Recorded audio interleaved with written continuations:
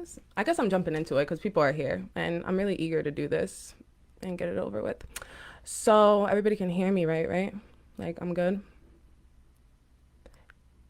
Can I save them?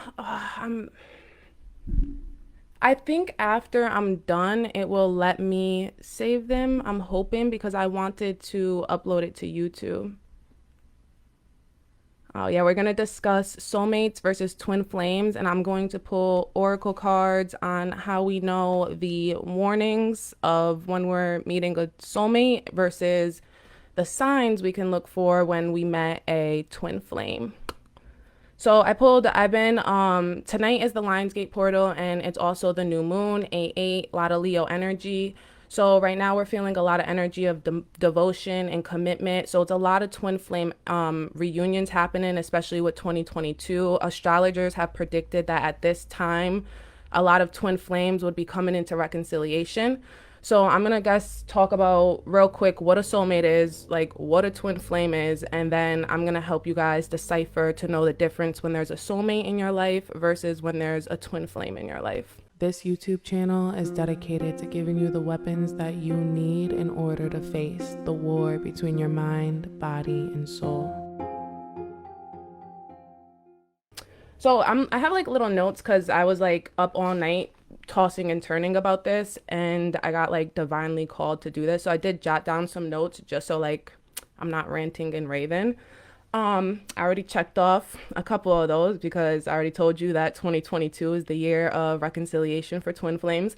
But I'm just going to jump into what a soulmate is technically. So a soulmate is any soul that recognizes you in this life. So anybody that you recognize and you're like, wow, I think I knew you in another life, right? Simple soulmate. That could be your brother, your sister, your mother. It could be a stranger on the street who you're walking down the street and they give you the best advice that you've ever gotten in your life. Like that could be a soulmate. Some soulmates can be lifelong soulmates. Like we have sisters and friends and pets or family members that we will continuously see as we're reincarnated. So we do have soulmates that aren't necessarily so temporary, right? But what I'm going to be discussing is romantic soulmates. So with romantic soulmates, they're usually temporary, right? We meet romantic soulmates in order to learn a lesson here. We come to this earth with a contract and we each have an individual contract that we said that we were going to fulfill while we were here on this earth. So what happens is, somebody left. They don't got a twin flame or a soulmate. So while we're here on this earth, we have this soul contract and we all have an individual contract. So with soulmates is we will meet people who will help us learn the lessons in order for us to complete our contract, right? And so what will happen is like we'll meet people and our like paths and our contracts will seem like they intertwine or they intersect or they like parallel with each other, but it doesn't necessarily mean that it's meant to be like a long-term relationship. There's just something that you're meant to learn from that situation. So the difference is that a twin flame is somebody, when you come to this earth and you had your soul contract and you came to this earth, what happened is you were one soul and you actually split into two souls.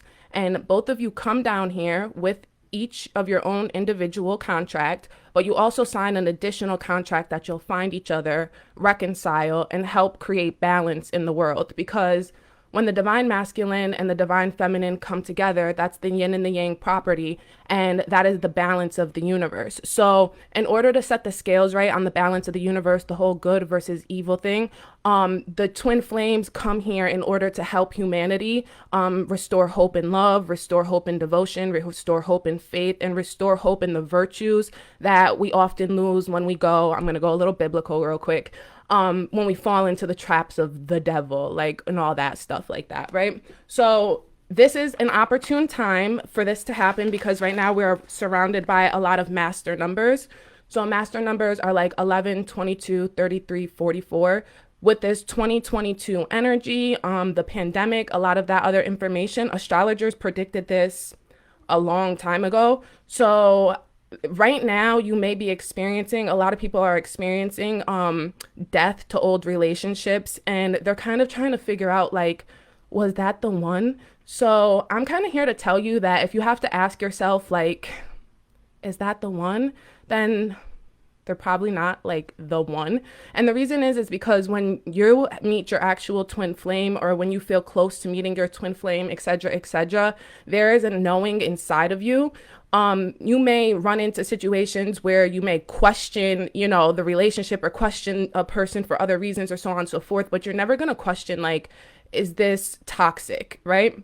So I'm going to kind of go into like a disclaimer that not everybody does have a twin flame, and that the reason this is coming up for me is that even though we're feeling a lot of devotion, and sounds like all good and fine and fun and like kind of romantic, it's kind of not on a level, because there's a lot of energy right now that is feeling jealous. There's a lot of competition. Sexual harassment is at an all-time high right now. And the reason for that is because there's a lot of masculine and feminine energy who haven't dealt with their shadows, who haven't dealt and done the actual work in order for them to proceed and meet twin flames, or proceed and continue to sign their soul contracts.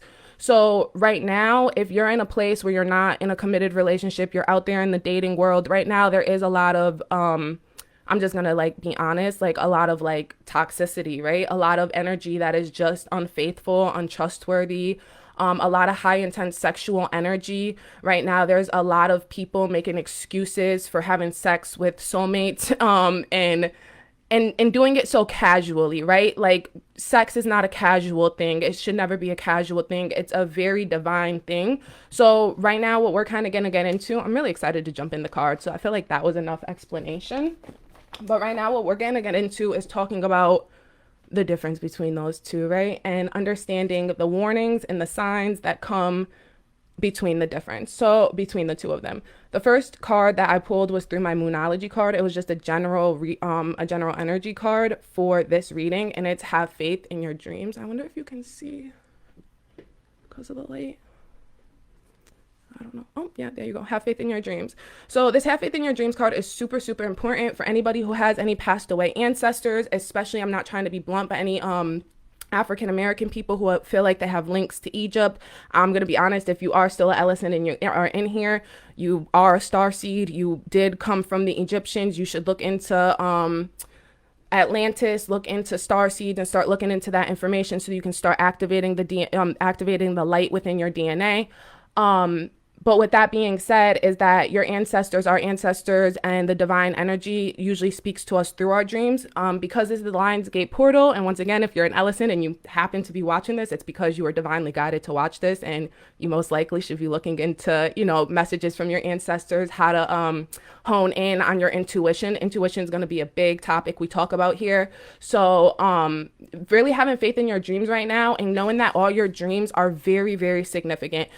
Our dreams are our subconscious energy trying to help us move through the messages and move through these signs and warnings, right? So no matter what I say here, take what resonates, leave what doesn't resonate. Your dreams are going to be the defining factor to know what's going on in your life truly, right? And especially right now, it's such an opportune time. Like, I did not sleep all night. I was tossing and turning, dreaming all night. I know that collectively, a lot of people are dealing with that same energy. So I'm going to jump into the warnings. So with the soulmate energy, I pulled 3 cards. We pulled 8 cards total because it's the Lionsgate's portal. So I did 3 cards of the Tao, and then I did 3 cards, and then I did 1 card from our Flowers of the Night Oracle, kind of touching on some Orisha energy there, because that's really the energy Mama Oshun was really like calling out to me. So with the warnings that you will look for a soulmate. When you meet a soulmate, okay, the first thing that you think to yourself is, this is so familiar to me. This is so familiar, right? They feel like family. Oh, it is better on that side. They feel like a family member. They feel like somebody you've known before, because you did know them before. You knew them in a lot of lifetimes. Like, that's just a fact, right? And this card is coming up because a lot of the times, a lot of our soulmates, as I said before, are our family. Like, your mom, your sisters, your grandmother, these things, these are your soulmates, right? Like I said, some of these are lifelong, but because we're talking about romantic, I want to focus in and narrow in on this one very specific topic. If you are a male, okay, if you have a soulmate, they most likely remind you of your mom. That's not a good thing, okay? if you if you are a soulmate, even though it's okay to look for qualities that your parents, so on and so forth, right? But when we're dealing with toxic energy, we've had toxic situations in our life, we have a toxic relationship with our opposite sex parent, and then we go seek that feeling, that same familiar feeling in our partners, right? And then vice versa with women. If you're in dealing with, I'm getting like chills. If you're dealing with a man, right, who reminds you of your father for the wrong reasons, this is a soulmate. This is not your twin flame. This is not something you need to seek out. All the things you try to fix in your dad, you're trying to fix in this man. All the things you tried to fix in your mom, you're trying to fix in this woman. All the things that you seeked in your mother, you're now trying to seek from the relationship. The things that we lacked in our childhood, we often try to seek them in our relationships when we're still dealing with this toxic energy that like we haven't cleared up. Our shadow work of knowing what went wrong there. I'm not gonna get too into like family ties and soul damn, I am getting like a download though. Honestly, there must be somebody in here who it must be very important. You should really look into generational curses, right? Because these things aren't just your fault. And it's crazy because I was thinking that earlier. I don't want people to think that like I'm coming at you if you happen to be in a soulmate situation, or like, you know, laugh, like just talking about it matter of factly, or even laughing about it, because it's not a funny or light matter in any way, shape, or form. But in regard to the family and that energy, I'm sorry, somebody, like, I'm getting a bunch of messages. I didn't think this was gonna happen, guys. I really thought I was gonna come up here and nobody was gonna be up here and I was gonna get to record it and then just like save it for later. Okay, so but yeah, so I'm gonna move on from that card. The next card, the next energy, another warning sign of how to know when you come across a soulmate. No, spirit said you have to go back. Yeah, generational curses. You need to look into generational curses, because generational curses, these things aren't your fault.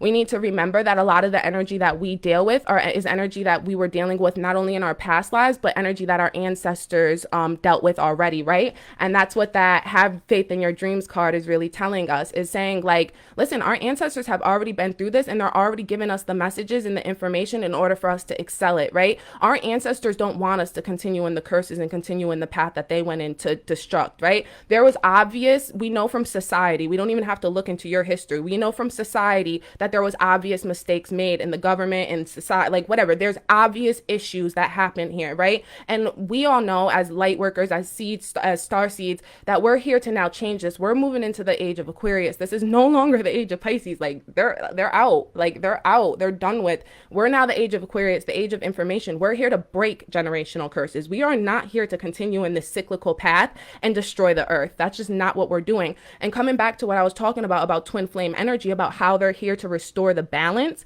this is where free will comes into place. If you know all this information that I'm saying to you, and then you continue to have toxic relationships, you continue to have casual sex with people, you continue to go off into the dating world unprepared and things of that matter, then you're just continuing generational curses, and you're doing it willingly. That's free will. That's up to you what you do with your soul, but that's just it, right? The next information, the next warning for how to like know when you are coming across a soulmate and somebody who's not actually like somebody you're supposed to be long term with, is detachment. This is the biggest word here on the card, but keeping still. And with this card, it's really kind of talking about, I don't like the way these cards are showing. I like when I have my other little setup. But when this card, what this is really talking about is, you know how when somebody's familiar to you, you get that soulmate, and I'm going to, any situation you've been in, romantic or like platonic, thank you. Basically what will happen is you get with the person, they're familiar, it's all happening, it's great, it's fun, there's this whole honeymoon phase, you think they're the one, there's just no question about it. But what happens is soon you start to want to detach. Now, there may be codependency issues that come through that make it hard to detach, but it's almost like every time you're with this person, it's like you're not with them. Like almost every time you're with these people, it's just something doesn't click. And like I said, you may experience that in your in your family, so you know this feeling, right? Because like we said, this is a familiar feeling. That familiar feeling when your parent was like not paying attention to you, ignoring you, or the parents who let the children cry and let them do that for years and years and years and never aided to them and these things like that. And you just kind of detach from it. Like you almost stop crying out for help. You almost just stop trying to interact with that other party. That's the energy you'll feel. With your twin flame, you will never, ever, ever, ever, ever, ever want to detach from them. That is the other half of your soul. The only thing you want to do is ascend with them. The only thing you want to do is make it to the other side with them, right? So when you're feeling that feeling of detachment, when you're feeling that feeling of just like, I don't want to be here, right? Now, Divine is telling me, right, with this kind of energy, just going to talk very quickly about this because I don't want to get into this too much because this will cause a whole bunch of questions. We have to understand that there is energy out there in regard to like,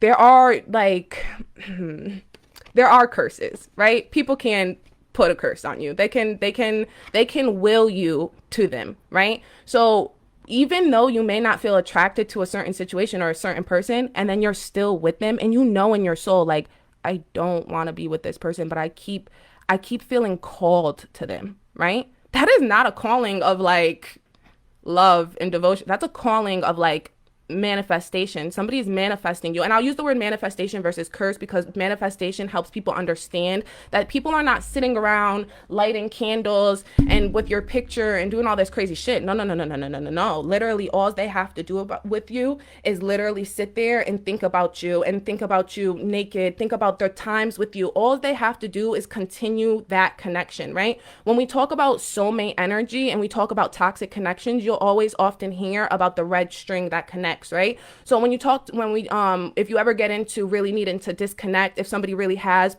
manifested you to a point where you don't even have the free will to leave the situation, you'll go through shadow work where it's talking about disconnecting that red cord, right? So when that red cord is so strong, sometimes it's not even a matter of your willpower. Like you literally just end up in these places. And what this card is really saying is like, when you feel like you literally don't want to be someplace and you're there anyways, get the fuck out. Like, your intuition is more than just this. Like, God is not going to come down and be like, you need to go. This is unsafe now. That's just not how it works. Your body, your ancestors, this divine energy that surrounds you all the time because you are protected, this energy is flowing through you. We are made in the image of God. We are the stars, the earth. You already know everything that you need to know, right? You don't even need to be listening to this right now. The only thing that I'm doing for you is triggering things that your soul already knows. That would be the only reason you're here right now, right? Because yeah, you already know. You already probably know that you need to leave the person that you're with, but you're just here because you just need a little confirmation. But the point is that feeling deep in inside your stomach, when I would be in places with my soulmates that I knew that I shouldn't want, like that I shouldn't be, I would get nauseous. I would literally get nauseous. Like I would physically get nauseous. Like you need to listen to your body. All those memes that they talk about self-care, listen to your body. They say it in a mystical like way with all these pictures and all these pretty things, but like really they're saying literally listen to your body. Like you will shake when you're not in the right place. Thank you. You will shake when you're not in the right place. You will get nauseous when you're not in the right place. You will get headaches. These things are not normal. I don't care if you have a medical disorder or you don't, which by the way, if you have a medical disorders usually come through karmic things. So if you have a medical disorder, then it just coincides with what I'm saying. Anyways, if you have a medical disorder and it starts to flare up when you're in certain situations, you're not supposed to be in that situation. But I'm going to move on to the third card, which is funny because I kind of have high energy right now, but this card is enthusiasm, right? And I kind of talked about that period where you'll kind of have this honeymoon period. When you meet your soulmate, you get so excited. Like you're ecstatic. Like there's such an enthusiasm to it that you literally want more. It's like a drug. It's like it is so charming. It's so interesting. It feels familiar. It makes sense, right? Usually people who are soulmates are extremely compatible in the surface, right? Our sun signs match. Oh, we have sun signs that match. That works. Right now is the time I'm going to tell you, stop looking at people's sun signs. Please start looking into people's Mars placements. If you have a question, if you're here right now, another important thing that you need to do is you need to go find the same way we master self. You do not have enough time in this world to go master 6 billion people, right? But you have enough time to master self. If you're in a relationship, you have a little bit of extra time to master the other person in the relationship, right? The same energy you take into reading your horoscope is the same energy you need to take into reading that other party's horoscope, understanding their energy and understanding their chart. And the reason for it is because you will soon realize and understand that a lot of the issues you're dealing with possibly aren't even like relationship issues that you think that they are. They're actually energetical issues that literally are combating you and debilitating you guys from exalting, right? We need to have certain placements, certain people with certain placements that help us exalt, right? When we talk about signs, when we're a sun sign, a moon sign, a rising sign, I'm not going to get into it, but I will get into it a little bit. Your sun sign is your basic sign. There's a million people who are born under your sun sign. Your moon sign is where the moon was. That handles your emotions. Your rising sign is your ascension sign. Let's trickle back to the soul contracts I was talking about. When you signed that soul contract, you said, I'm gonna come here. I guess I will tell you guys mine. I really don't like to, but I kind of talk about it a little bit, so I will tell you my rising or whatever. But I'm a Sag sun, so I came here. I was like, yeah, I'm about to be all up in that fire element. I'm about to be working with the fire element. But you know what? I'll be a Virgo by the time I leave. Yeah, that sounds good. I'll be a Virgo by the time I leave. Like, I signed a contract to be a Virgo. Like, there's only so much here that I can do with Sagittarius energy before it all starts to debilitate me, right? I need to ascend to Virgo energy. That's the contract I came here to sign. So when we meet people who exalt us in our sun sign, we often think that because it's familiar, right? It feels familiar, especially our sun signs. Our sun signs are our ego. And when we grow as a child, and this is a little scientific, right? When we're a child and we come onto this earth, we have, your subconscious, the ego. Freud talks about all that stuff, right? As we start to age, the ego becomes more and more and more and more present in the self, right? So you actually combat around age like that high school age where you start to graduate, the coming of age time. What happens is you start to question and you start to like want to understand more about like. I'm getting a really big download. Is somebody here still at Ellison? Or are there any Ellisons in here? No. Damn. If you guys see this and if you guys come back or whatever, because I think maybe one like dipped out or whatever. I just got like a super crazy download. All right, I'm gonna move on though. This is the next card. But the next card is the flowers, the oracle card, and this is the other thing that we see, and what that is the opportunity. So a warning, opportunity, right? When we meet our soulmates, it's usually like people taking advantage of like the opportunity. And I'm gonna bring this card to the sexual stuff now, because I'm sure that's really what everybody kind of really wanted to talk about. But with the opportunity, what it talks about is when we're fornicating with a soulmate, it's like a opportune timing, right? Sometimes you kind of almost feel like, is it me, or did you just kind of want a relationship? Like, did you want to have sex with me, or did you just want to have sex, right? It almost feels like you're just an opportunity for them. There's like that quote that's coming to mind that is pretty much like, if you aren't going to make me a priority, I'm not going to be an option, or something like that. Hi, Shy. And that's kind of what this energy is talking about. When you meet a soulmate, they kind of never make you a priority. You never feel like a priority because you're not a priority. And honestly, let's talk about just what we would be giving to this type of situation, because we're not just going to only put it on another party. If you're in a situation like this, you probably don't want to, because remember, bring it back to the detached card. You're probably not exactly so eager to make them a priority either, because something just doesn't feel right. It just doesn't feel right. And nobody ever actually makes the relationship a priority. This is why so much casual sex happens with soulmates. This is why so much jealousy and bitterness and like there's so many undefined lines and undefined relationships, right? I will say that just because you've been in an undefined relationship, just because you've been in an undefined relationship doesn't necessarily mean it's a soulmate. I'm not trying to say every undefined relationship has a soulmate, because we're going to talk about that with twin flames, the runner chaser energy, and how twin flames often do mimic soulmate energy. But with this situation, it's a completely different feeling. It's a complete detachment. It's just a complete feeling of just like, not only am I not making you a priority, but I don't ever see a time in my life where I would make you a priority. Like, you get what I'm saying? Like, and the feeling is mutual. And it could be that there's times where you may want a soulmate more than they want you, or vice versa. But overall, in the situation, it will feel like an opportune situation. It will never feel like this is something that I want in my life forever and I would die for this, right? Like, you're not gonna die for your not a romantic soulmate. We're not talking about lifelong soulmates that are like familial soulmates. Like, I would die for any one of my familial soulmates. Okay, so we're gonna move into the signs, which is honestly why I'm kind of really here, because I really want to talk about the signs of knowing when you meet your twin flame or when you've come across your twin flame. The first card that came up was 22, which was super relevant because it is, like we talked about, the master number. And what this talks about is grace. And this card talks about adornment, bring out the beauty, elegance, the outer as the reflection of the inner, vanity, charisma, and self-expression. This card is extremely important because when you meet your twin flame, okay, it feels, there's no more familiarity, right? Familiarity is what you feel with your soulmate. When you look at your twin flame, it feels like you're looking in a mirror. And I say that in like this romantic kind of way because I feel like so mysticized whenever I talk about twin flames.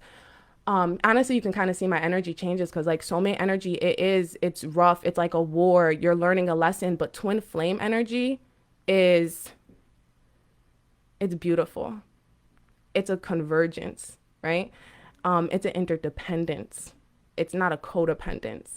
And what this card talks about is talking about looking in that mirror. And as we know, looking in the mirror isn't always easy, right? Looking at your twin flame is never going to feel 100% familiar because every time you look in the mirror, you see something different, right? Every time you look in the mirror, you have to reassess who you are. Every time you look in the mirror, you see something new. Every time you look in the mirror, you fall in love with yourself again. That's how it would feel with your twin flame.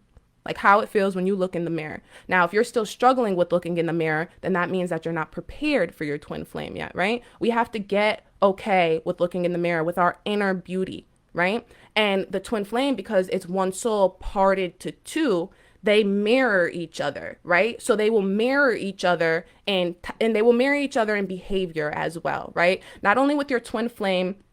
So let's talk about little other signs, right? Your twin flame with soulmates, you'll often have things in common with them. And like I said, it will be familiar. Your twin flame most likely led a life very similar to yours. Your placements, astrology-wise, if you look at your placements, probably are exactly compatible in your Mars, your Venus, your Saturns, your North nodes. And these places are much more important than your sun sign, right? So when we look at this twin flame energy and we meet this twin flame energy, when we talk about the signs that you're going to feel like, when we're talking about once you're prepared, right? Once you've done the mirror work yourself and once you've done that, hi mom. Once you've done the work yourself and you're there and you've met your twin flame and you're looking at them, like you're going to feel like you can express yourself for the first time. Like you feel safe. I'm getting chills. Like literally you feel safe. You feel secure. I talk about this a lot in general because there's a lot of men in the world. So I'm kind of coming at you guys right now that believe that marriage is like something that the government created. I'm here to tell you that that is not a fact. I don't know if I'm allowed to swear here, but that is not a fact, okay?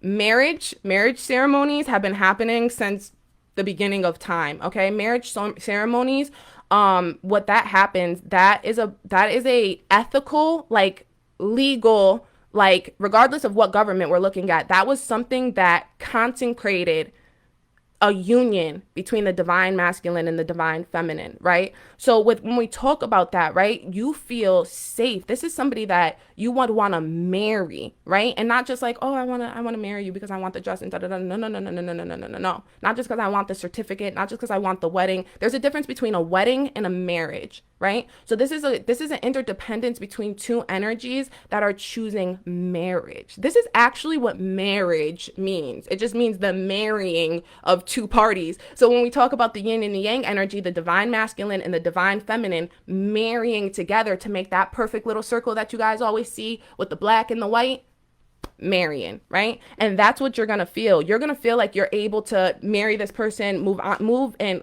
oh, I didn't even realize, but the next card is converging, gathering together. You're gonna feel like you can combine forces. Now, this is like the fun part that we're gonna talk about right here, because I really got this download earlier thinking about all this energy.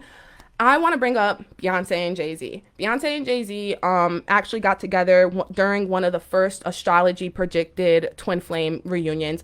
They actually are very attached to the number 4, the number 8. Today's the Lionsgate portal. They have very strong astrology placements that all match up with twin flame reconciliations, etc., etc.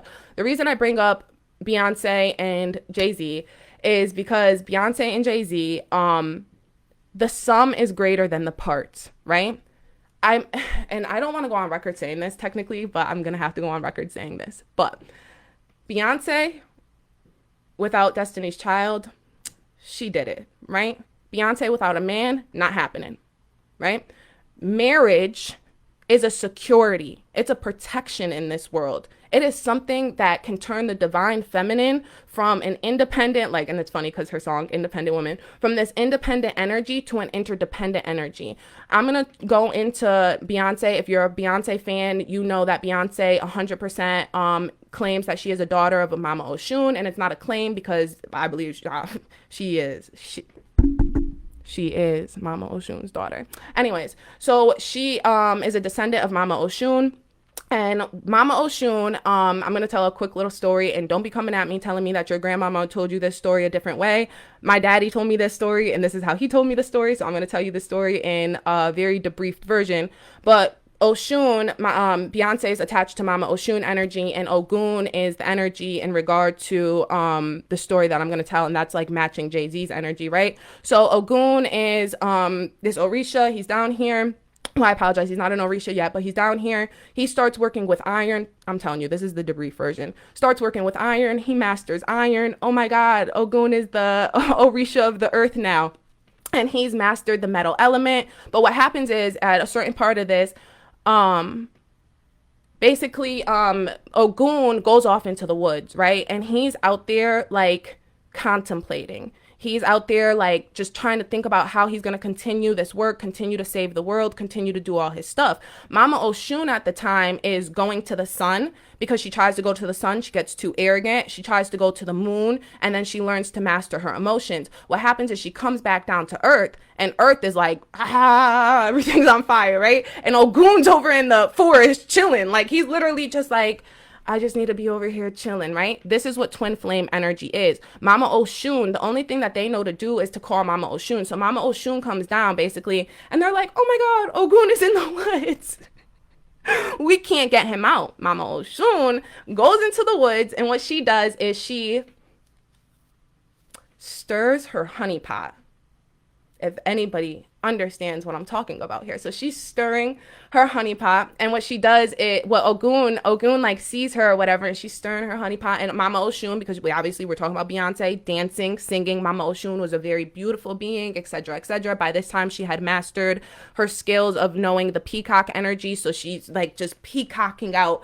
If you guys know what a peacock does, that's that energy of just peacocking out, right? So Mama Oshun is just peacocking out for Ogun, and Ogun comes to Mama Oshun, and they make love in the woods for like a few days or whatever. But once she gets him out of the woods, once she gets him off the honey, he goes off into the world. He saves the world. That was the debrief version. However, I think that you can understand from what I'm saying in the story that twin flame energy isn't just about the separate parts. Mama Oshun on her own is a goddess, right? Beyonce on her own, a goddess, right? Ogun on his own, a god, an Orisha. Jay-Z on his own, he is a god of our time. Them to fucking together, this is history, right? Mama Oshun and Ogun is a mythological story. Beyonce and Jay-Z are fucking real, right? So if that doesn't show you that twin flame energy exists, then like I don't know what the fuck does, right? So gathering together, the merging of the parts, that is inspiration for you to know that when it comes together, there's work that needs to be done on both sides, but once that work gets done on both sides and it comes together, it is a whole different story. And then the other card is peace, right? And I kind of touched on that, so I'm not going to go too much into this card, but the last thing that you'll feel is peace. But I will touch base on this because on the card, it talks about favorable conditions. And it is very important to understand, just pointing out because we're here, it's the Lionsgate portal. And I told you that this is the astrological timing and this card came out. So this card is literally telling us like favorable conditions. Like, hey, if you, listen, I'm not even trying to be an asshole, but like, you over there listening to me, whoever's the one of the nine, because there's at least one person who's been sitting here from the beginning, right? All these people were interchanged out. If you feel like this is your energy, you feel like there's a twin flame out there for you, there's just something clicking here and you're like, yeah, I'm looking into all this shit later. Yeah, you're probably Googling it now. I don't fucking know. But if that's the case, this is the time to finish your shadow work. A lot of my daily numerologies, when I'm doing my daily numerologies, I like to stay on energy that is already at a, like, moving towards a frequency of ascending, right? As much as I would love to work with people who are still dealing with their egos, I just don't really have the time for it because there's so many people who right now, like I said, it's favorable conditions for ascension, right? So if you kind of go back on any of my daily numerologies, you'll kind of see that like the time, like literally the days were literally leading up to this Lionsgate portal of you doing the shadow work. So if you feel like you missed that shadow work, if you feel like there's something here that is clicking for you or something that I might have said in the past that you're like, damn, I missed that. I missed that whole fucking week. Then you can kind of go back on that and kind of take a step back and be like, damn, any shadow work, it's never too late to do shadow work. So you're more than welcome to go look back on those, go look into shadow work on your own. But if you do feel like this energy is coming to, it is very important that you focus on your shadow work because you can't bring shadow work into a twin flame relationship. It's impossible. Right now, Spirit is kind of telling me to touch base on that in regard to explaining to you guys what the chaser and runner relationship looks like with twin flames and just kind of like dropping it in for the parking lot. What it was between J and B. Now I know. I love the relationship. And yes, they are twin flames. They are sincerely, it is not just them being together because they love each other, right? They've literally, even let's talk about it. And I'm not trying to be an asshole, right? Because actually, no, let's talk about it, right? Oh, I feel so bad. I never wanted to talk about Beyonce like this on a live.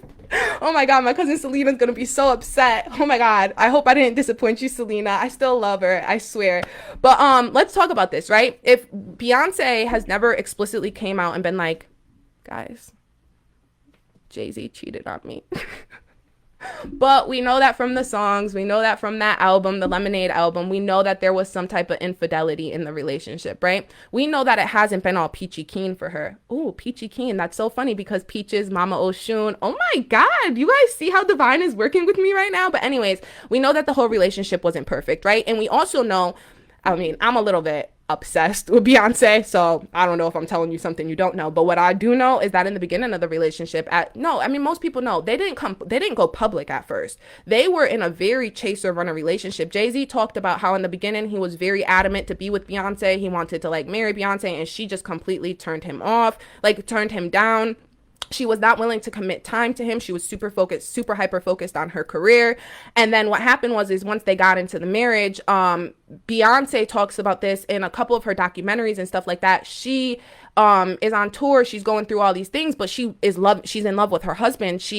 They're in separation, right? But they're twin flames. She loves him. This is like whatever, but he was kind of like running from the situation, right? So there's always going to be a chaser runner situation. That situation, them mirroring each other, because let's think about it, what we talked about, the difference between a runner chaser situation and a toxic soulmate situation is the energy is not based around sex. Their issue is based around their work on this earth, right? Same with Oshun and Ogun. The thing I didn't tell you about Oshun and Ogun, they don't really make it. Oshun comes back. She serves her honey pot. He dips in the honey pot a few more times. But Oshun and Ogun actually have to go their separate ways. Now, they're Orishas, so the story is obviously going to end a little bit differently for them. They go about their ways and they actually have to fulfill their purpose on this earth. They actually have to go and do more work because they're, like I said, they're Orishas. The earth was on fire. Shit was happening. They couldn't be in the woods just all day. Okay. So, but with Beyonce and Jay-Z, that runner chaser relationship, it comes to the same thing. Beyonce and Jay-Z are powerful people in America, in the world, whatever. They're not, Beyonce can't just take a day off to fuck her husband. It's not a thing. Okay. So what happens in the chaser runner relationship is often the female energy is super hyper focused on work because the female energy, once it becomes so independent, they start to pick up masculine, traits, right? And so they start to become very dominant in their life. They start to become very independent woman once again. So when they get met with a twin flame energy, sometimes they'll run from that energy. And then vice versa with the men is that men, and I talk about this, if you're resonating with any of this, you probably would resonate with my Manowi reading, but with men it's a scientific fact, so please nobody assassinate me, but men are represented by the seed. Men do not want to seed in other things until their seed is secure, right? They can't plant a seed in anything until their seed is completely like whole, whatever, safe, whatever, all these things. So once that happens, then they're able to plant. If their seed ain't, and when I'm talking about seed in this specific situation in America, in our day and age, in modern society, we're talking about money. Men do not, and especially right now, men do not want to start procreating and doing conscious men, divine masculine, right? They don't want to start just planting their seed anywhere without the financial security to know that their seed, their kin, their people to come, they're like when they become an ancestor and they looking down, they don't want them to be broke. Like men do not, when they think about their lineage, they don't think about like, you know what I mean? Like, I hope that they all have great lives filled with love and security. No, no, no, no. Men are like, I need to provide. I need to build this mansion and this castle and this kingdom because this kingdom is what's going to keep my people, keep my family safe, right? So this worries them. This scares them. So it's the same energy. It's the same energy. Her trying to build up her kingdom that she's had to learn how to build on her own. He's over here trying to build a kingdom, and somewhere in between that, trying to merge these together, trying to merge two kingdoms that have been created individually. Because like I said way back in the beginning, if you were listening in the beginning, these are two people who have separate soul contracts who also made a contract to find each other. Ain't nothing in the contract said that you had to find each other and like stay with each other all the time, right? And I'm kind of coming back to the Beyonce and Jay-Z thing only because Jay-Z and Beyonce are the perfect example. Even when we look at famous couples in general, famous couples who have made it, not the famous couples who just like be breaking after a week, but famous couples who have truly, truly, truly made it, you have to think about their careers. Like, yeah, we're watching their movies and we're seeing these things in different times. So it almost feels like, oh, look, the album came out and it just came out and now you listen to it in a day and da-da-da. But you're not realizing that artist was literally locked up in a studio for 3 months without their husband or they was off recording in some other place. When you sign a soul contract to come here and change the world, you don't have time to be laid up worried about the emotions of another human being. And when your twin flame comes into your life, they wouldn't make you do that, right? They're like, once it gets actually like to a point where like, you're in this relationship, like there starts to be a communication that happens that helps you understand and helps you feel safe and secure. You don't feel detached from the relationship like once you're actually in it, you know what I mean? So the last card that comes up is the intimacy, and I am going to wrap it up on this card because I said I would take about an hour, and I feel like I fulfilled my promise to God. I came here, I went live, I did this. I have no idea how this will resonate with any of you guys. Thank you guys so much for sticking it out with me. But yeah, so the last card is the intimacy card, and the intimacy card is the sign for your twin flame. So the biggest thing I'm going to say, just like a warning, because I do think that this is being recorded so that I could put it on my YouTube, but I do need to say this in general. Like, if you are a person who's resonated with any of this and you feel like you have twin flame energy waiting for you in this world, please practice abstinence. Stop having sex. Like, there's no point. Like, sex is going to ruin your, like, you continuing to have free will to do such a divine task with somebody who is not your divine partner is literally a slap in the face to God. It's literally a slap in the face to your ancestors. It's a slap in the face to everybody rooting for you up there. It's a slap in the face to me because I'm rooting for you, okay? So I want you to implore what intimacy means. What intimacy means is like the things that couples do. And it's not just like when you get comfortable with a couple. Hi. It's not just like when you get comfortable with a couple, right? As a couple, right? There's relationships that well, I was about to tell you guys something personal, but I'm not telling you guys that. But there are situations where you can be in a long-term situation with somebody and you just, like we talked about, this person feels like family to you. The whole house feels like it used to feel when you were in your childhood home. That's not what we're attaining for, right? We're attaining for a relationship that shows us intimacy on the new levels of like the washing your hair, the doing, learning each other's love languages for real, and speaking the languages consistently and constantly, right? This intimacy that grows in seeing somebody in pain, in love, in happiness, like we talked about. Oh my God, I'm so glad we're gonna end it kind of how we started it. So that same feeling of looking in the mirror. And intimacy, I was just explaining to somebody that we were talking about doing shadow work and talking about you will know when you met your twin flame, right? Because you will have listened to my advice I'm about to give you right now. I'm pointing right here because this is where my mirror is. You're going to go look in the mirror naked, okay? And if you're a girl, go get this because it's in the new moon right now. So it's good for us to have light literally on us. And this is rose quartz, a shimmer spray. So go adorn yourself with some lotion. If you're a man, get you some coconut oil, shea butter. I don't know what you guys use. But go do that. Get your stuff, lotion up in the mirror. Literally look at yourself. Look at your toes. Look at every single piece of your foot, to your ankle, to your calf, to your thigh, to your to this area is extremely important because now we're working with our chakras. Touch all of this, massage all of this while you're looking in the mirror. It will be scary, it will be hard, especially if you've never done this, because I'm sure like there's some of you who are just like, no, like I'm not doing that. But do it, please. It's scary at first, but once you do it more and more and more, and it's crazy because I've literally implored that into my practice. Like I literally do that like 3 times a week where I literally consciously, mindfully lotion up in the mirror. And it's because that is a practice of meditation. It's a practice of shadow work. It's a practice of mindfulness, right? And this is when I do my affirmations. I am beautiful. I am respected. I am worthy of meeting my twin flame or reconciling with my twin flame. If I happen to have met them already, I don't fucking know, but I'm fucking worthy, right? So, and this is the time that we do that so that when I meet my twin flame and I look at them, I'm gonna get that feeling. But you won't know what the intimate feeling feels like until you've had it yourself. And if you're somebody who has been dealing with soulmates or toxic relationships, then that unfortunately means that you're somebody who has been very, very, very, very depleted from this. You've been very depleted from your intuition. You've been very, very depleted from knowing and being able to discern from these things. I think I talked about this in the beginning, not quite sure, but just saying, intuition, like we talked about, it's not just a mystical thing. God's not just gonna come down. It's the feeling inside, right? So if we work on that feeling, we discipline that feeling, right? And we work on that, we're able to read it and discern it, and we're able to discern between the warnings and the signs much more easily, right? Because we recognize not only the feelings that we learn, and not just feelings, let's talk about behaviors. We start to not only resonate with the behaviors of our childhood, but now we start to create new behaviors, right? All this shit I'm talking about, and I say shit very politely to the divine energy, and thank you, Mama Oshun, for being here with me.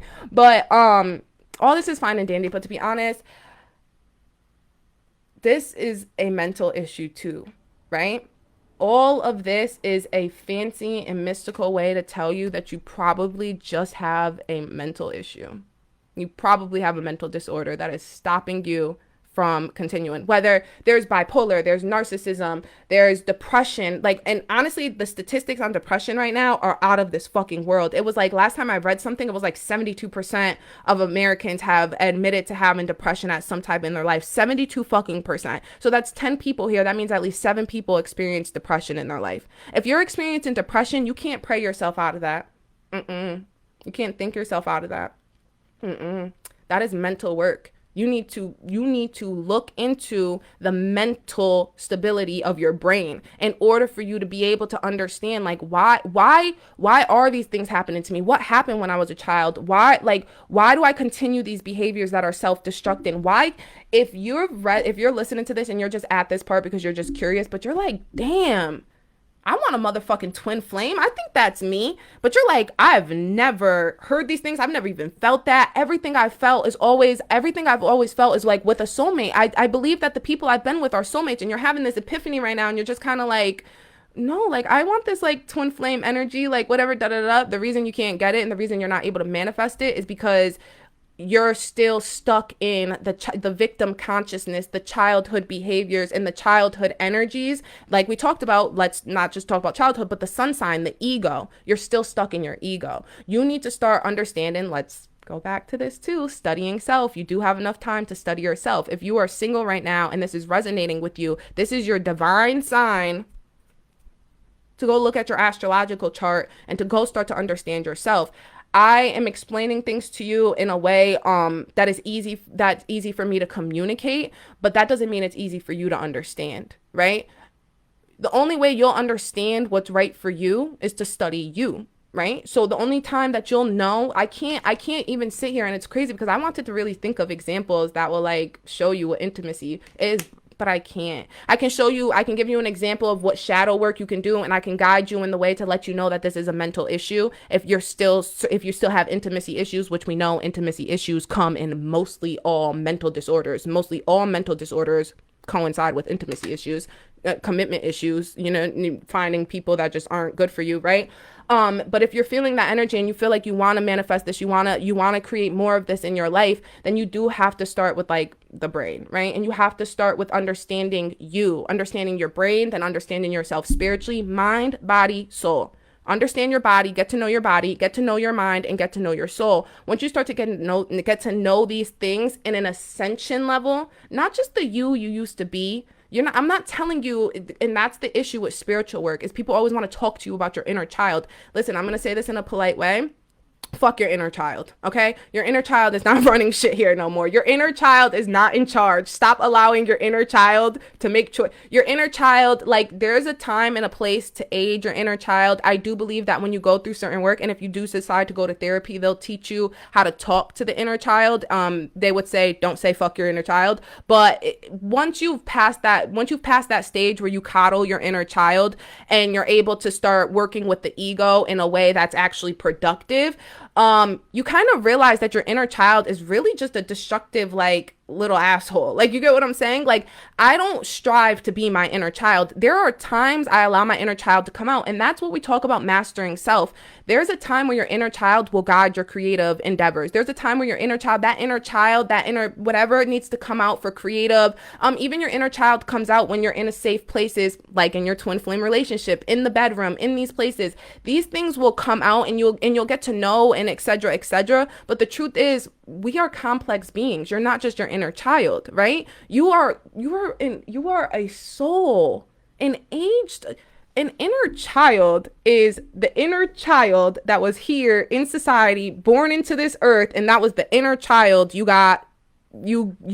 created for yourself. That was the inner child you created for yourself when you came here on earth. But your soul has been on this earth dozens and dozens of times. Your soul will forget that inner child when it comes back next time, and it will create a new inner child. Like, if you understand reincarnation, then you truly understand what I'm saying, right? Your inner child is one tiny piece of your earthly experience, of your human experience here on this earth. You need to stop thinking about your inner child, because we are not, this is more than just trying to understand where you lie in this earth right now in this time. What is your soul purpose? What were you put here on this earth to do? and how will you do it in order for your soul to transcend. This isn't the only place. If you're into starseeds, I did start off talking about starseeds, etc., etc. So if you're into that type of stuff, or if you end up looking into it, you'll start to understand reincarnation. Like, you're not destined, if you believe in reincarnation, you're not destined to keep coming here and living on Earth. Like, once you master Earth, you're supposed to master your lessons here, and then we're supposed to get passageway to the other planets, to the other realms, to the other universes. So it's just kind of like, if you don't start to master self and you don't start to do this process now, and you keep coddling this inner child, you're just coddling your earthly self. And it's like mind, body, and soul. Like, you have to look deeper into it. It is 9:04. I feel like there's people here, but there's 8 people in here left, and I have 4 notifications. It's 9:04, and I feel like that's like super 4 and 8 energy, super Beyonce and 8 energy right there. So I do think I'm gonna, in 55 minutes. So I reached my hour mark, I think, guys. I don't know. Does anybody have any questions or anything? I feel like I was just talking and talking and talking. Does anybody have any questions before I just like hit this end button?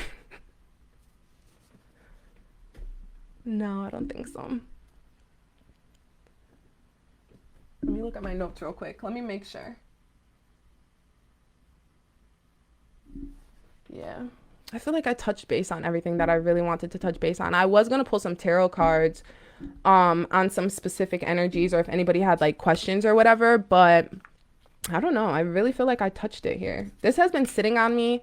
Honestly, let me just relax for a second and just say, this has been sitting on me all day, all night. Like I said, I literally stayed up all night thinking about this, and just like, I was dreaming about, like, I'm not going to tell you guys what my dreams were about, but I was dreaming a lot, and I was just like, I have to do this. Like, I have to. So I told I told Divine, like, okay, like, I'll do 1 hour at 8 o'clock in the Lionsgate portal if you feel like this is really necessary. So this was my hour. Oh, hi. Thank you for commenting, because I really did. I see people, and I know you guys are here. And like I said, I know that people had to stay. There's some people who had to stay the whole hour. So thank you guys. I really don't know. I never know. I do this, obviously, just a little tidbit about me, I guess. I've been doing Oracle for years. Like, this is like, people who know me for this type of stuff. Like, anybody who knows me knows they come to me and they want their whole astrological placement, all the placements. They want to know who they're compatible with. Like, that's just my thing in my circle. I'm really glad it resonated with you. If this resonated with you, I'm not trying to plug you, but my YouTube video, the Manavi video, is actually all about, if you actually think you have a twin flame out there, just how to like kind of hone in on them. So you might resonate with that. But yeah, everybody knows me for doing this kind of stuff. So it's really interesting just kind of doing it like this, because I've never done this. I never know if people are gonna like, I don't know. I guess I still live in a world. Another little tidbit about me. In one of my past lives, I had experiences where I obviously did this type of healing work, and I was not obviously, because you don't know my life, but I was how do you say? I guess I was pushed out of society in a way. I don't know, but like, just think like Salem trials. Whenever I think about people doing tarots or doing these types of things and doing them for the public, I always kind of just think about being like burned at the stake. I don't really like that thought process. Oh, thank you. It's literally Forever Untouchable on literally everything. So I always kind of think of that energy, but I'm in like this new place. I've really owned my high priestess energy. That was really me just sharing a very personal piece of myself with you guys. I feel like I have more of this high priestess energy. We're in a new day and age, and I feel like this information is able to be absorbed better now because we are in the age of Aquarius. So ostracized. I like that. I definitely like that word. Yes, I felt like I was ostracized at the time. I'm not going to get into my past life timeline, because that's not really like, nobody is manifesting me in a bad way. But and the more you know about me, the more you can try to manifest me. That's not happening. But what I will say is that, yeah, I was completely ostracized. Like, I was a healer. I was doing healing work, and I came back to my home, and my home was like completely destroyed. Actually, if you guys are interested in that, not my past life, but if you're interested in past lives, I would really look into that. That was a lot for me. That's super weird. I even brought it up. That was really spirit, really being like, get vulnerable, kind of get into your own shit real quick, because it will bring you to this. Because it wasn't until I looked into my past lives that I ended my toxic long-term soulmate relationship. It was when I looked into my past life. And same with oracle readings, same with any type of divination you're using. I asked a specific question, and I asked how I died, and I got to see, like, literally it was a crazy experience. If you're interested in it, message me and I'll explain more, or look into it yourself and I'll explain more how you look into your past lives. But I'm not gonna tell, like, just openly, because the process is whatever. I'm not whatever. If you're interested, let me know. But anyways, it wasn't until I looked into my past life that I actually ended it. And the reason I ended it is because I figured out how I died. And when I figured out how I died, I was like, oh, that's not gonna happen again. So I need to get the fuck out of this situation. So that was very eye-opening for me. So I implore a lot of people to do it. I've looked into multiple of my past lives. So I'm very, very, very assured that I do have twin flame energy. Like, I have a twin flame out there. So for me, I'm in a place in my life where intuition is very strong, and it's very easy for me to discern the people who remind me, like, especially for me, my father is passed away. So coming back to the card, I guess we'll close with this card though real quick. I guess this is important. They want me to tell you guys this. So having faith in your dreams, right? You know, I went through a process to get here. I went through a path to get here, right? And a part of that path was looking into my past lives, like I'm telling you. And then another part of that path is the passing of my father, and him transcending and ascending to becoming one of my spirit guides. And because my father trained me for this. Like, my father taught me this stuff. My father taught me about cards, divination. One of the first types of divination I ever learned was cloud watching. My father used to literally make me sit and look at clouds, and he literally used to be like, tell me what you see. Like, my dad was like he was a Sagittarius. He had fire energy, so he wasn't a nice guy, you know what I mean? He was nice, like, he was nice, like, to me, but he wasn't like a nice guy in life to people. So he just got mad at me. He said, oh, hi Momo. And yes, we definitely are talking more. I hope we talk tomorrow for sure. But my dad would have me sit and look at the clouds, and he would literally say, like, what do you see? Tell me what you see. Because he literally told me, like, this is in our lineage. This is you have seer capabilities. You have the capability to talk to divine energy through the clouds, through tarot cards, through tea leaves, etc., etc. So he always was like honing this energy for me and helping me with this energy. While he was here, we did have we kind of butt heads a lot, kind of thing. Like, he adored me. I was literally like, I loved him so much, and he did love me, but we butt heads a lot. And with that being said, is that while he was here, there was a lot of things he did in his life, a lot of behaviors he had in his life. And he was an African American man from down south, moved up here to the north. So he had a lot of ideals and things that were taught to him very young in age and things like that. So I say all that to say that it was very hard he never wanted to change in a lot of those ways, even though he was he was very spiritually inclined, and he knew better. He just wasn't willing to do better, and he was very willing to admit that.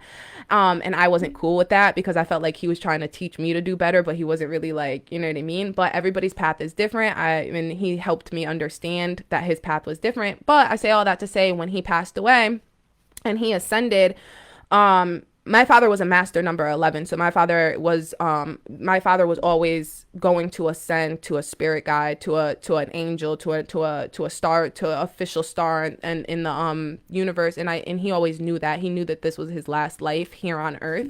So when my dad ascended, it was that for me brought on so much of my natural intuition. Like, as soon as my dad passed away, like, knowing what I knew about my past life, like, I literally, like, just went into go mode. Like, there was no question about it. Like, every single thing he taught me, it literally, like, I'm literally getting chills right now. I hear him like, I'm so proud of you, baby girl. I ain't never been so proud of you. But anyways, He literally, like, as soon as like he passed away, it was like literally every single piece of information he had ever told me, like literally like jumped to the top of my brain. And it was crazy because I met, just like randomly, I went for a job interview at Forever 21, bro, in the mall. If you're watching this and like, listen, literally, this is what happened. I went to the mall for a job interview because after, right as soon as he passed away, I was like, no, like I need to get my life right. I need to get things right. Like I need to make changes in my life, right? So I'm applying for all these jobs. I'm trying to change my life, right? In this dramatic way. I go apply for Forever 21. I get to Forever 21 and the lady literally starts like crying. Like it was crazy. She literally is like crying. She's like, I just need a second. She leaves the room and leaves me in the back room in Forever 21. And I'm literally like, what the fuck is going on? She comes back in the room and she's like, listen, I'm a spirit worker. She basically literally came in on some sixth sense and was like, I see dead people. And I was like, okay, like, now I believe in all that type of stuff or whatever, but you have to understand that when you are grieving and you're going through things, it's just, you're in a whole different, you're detached, you're just in a haze, right? And I was hyper focused. I'm a life path number 4. So all I wanted was that job. I'm telling you guys right now, this story, I'm telling it in hindsight and it's sounding mystical and whatever, but right in that moment, I was like, oh, this lady needs to come back. I need money. Like she must not understand, like I'm here for a job. I don't know why she was crying, but I need a job. So she comes in and she's like, I see dead people. And I'm like, okay, cool, like da da da. She literally tells me, she's like, I feel this overwhelming amount of like just like energy coming from your crown, like coming from the top of your head. And I'm like, okay, like, and she's like, do you have it's either a father or a grandfather who passed away? And I was like, I didn't have good contact. I didn't have a great relationship with my grandfather. My grandfather passed away when I was very, very young. And that's on my mother's side. I never even knew my father's father. So automatically I'm like, and obviously I know my father just passed away like 2 weeks ago, 3 weeks ago. So I'm like, yeah, my father just passed away. She starts just talking, like saying shit that I do not know this woman. I don't even know this woman's name. If anybody, honestly, if anybody watches this and you live in Meriden or you know this lady, please tell me who she was. I never got to thank her. I never got to because I was in a job interview. So she starts telling me all these things about my dad and just telling me I'm not going to get into too many details. Are there any Ellisons in here? I don't know. I will tell you guys one thing because there's one really, really, really, really important thing that she told me that nobody would know, but only an Ellison would know this information. Like, you get what I'm saying? And so she's literally telling me all these things about my dad, and she's just telling me he's on your he's in your crown chakra. Like, you need to focus on your crown chakra, work on your crown chakra, because your father is literally he's here surrounding you. He's here protecting you. Like, he's your guide now. He will not leave your side. He's telling you, I will not leave your side type shit. And that, for me, that moment was once again, snap fingers. I didn't take the job at Forever 21. I ended up because I was like, no, I can't take this job. This job doesn't fit with my soul. It doesn't fit with my soul purpose. This is when I started committing myself to truly, truly writing. I truly decided okay, I'm about to publish books. Thank you. I'm about to publish books. You know what I mean? I don't care what anybody in this world says. I need people to hear what I have to say. So, and I felt at the time books was my thing.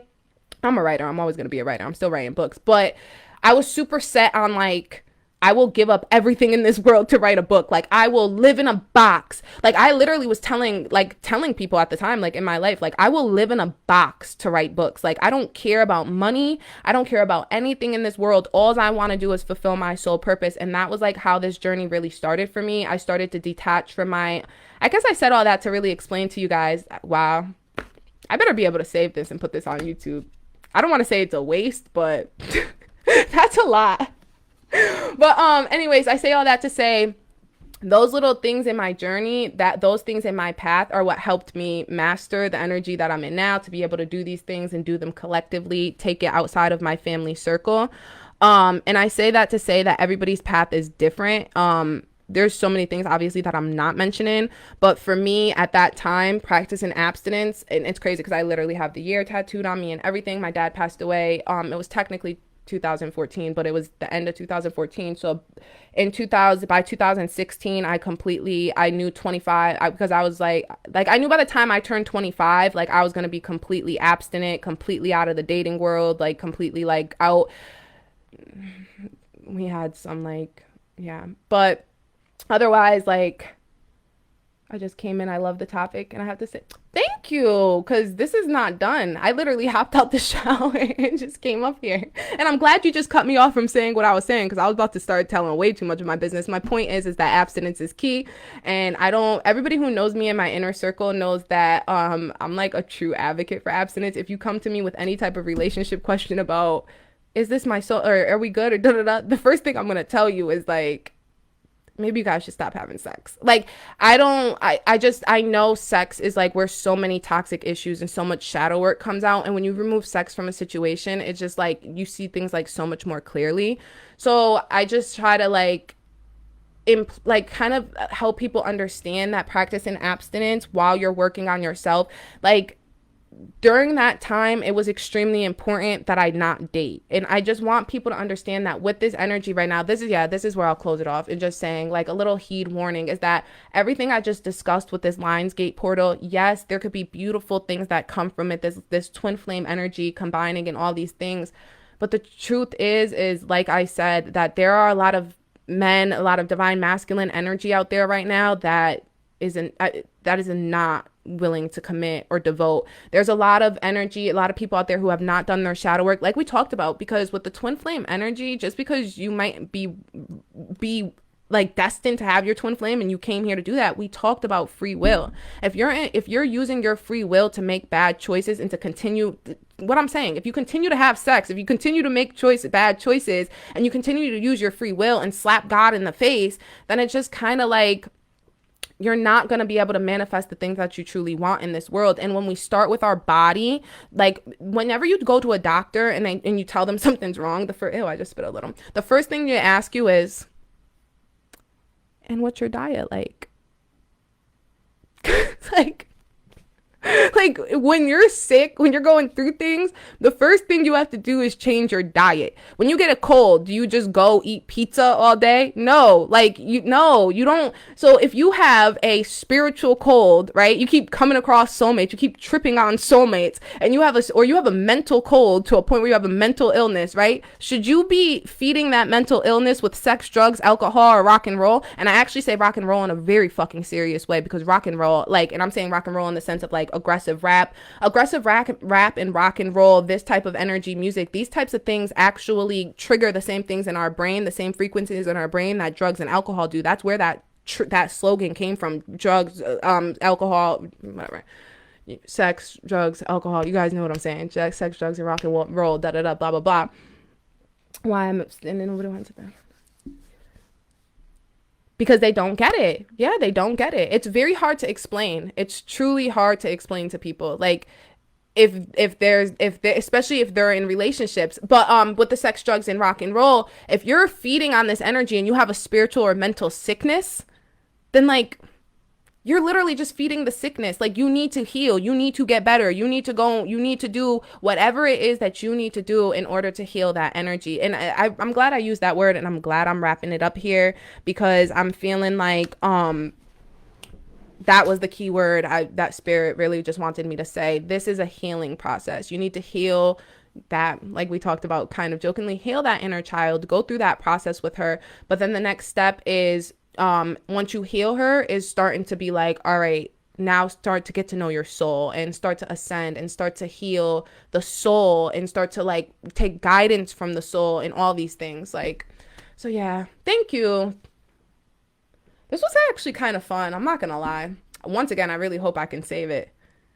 Well, I did ask, I don't know if you were here earlier, but yeah, if you do have any questions, like, please hit me with any questions. I did say too, if anybody wants me to pull any cards, I will pull cards. I'm kind of like in that moment right now. So if you do want me to pull a card for you, if you want to know any energy that's around you right now.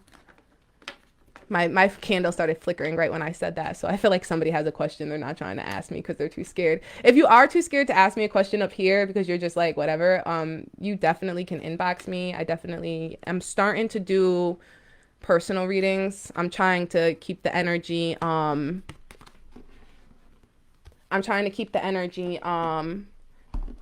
yeah, I could definitely pull some tarot. I don't even know what I was about to say because honestly, your energy just pulled me up crazy. We're definitely about to pull for you because when you just said pull, I felt it. Said yes, pull. You must be the one. You must be the one the candle's flickering for. Did you have a question this whole time? Yeah, look. Nine of Wands came out first. Undecided. What, was you unsure? You not sure? You questioning this a little bit?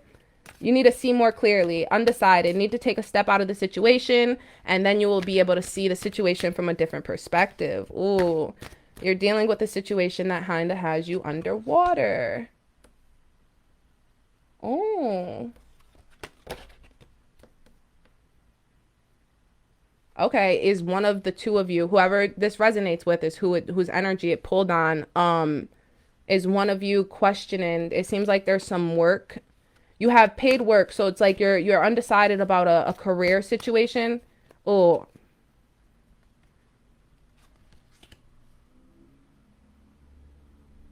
Yeah, mad money energy coming out.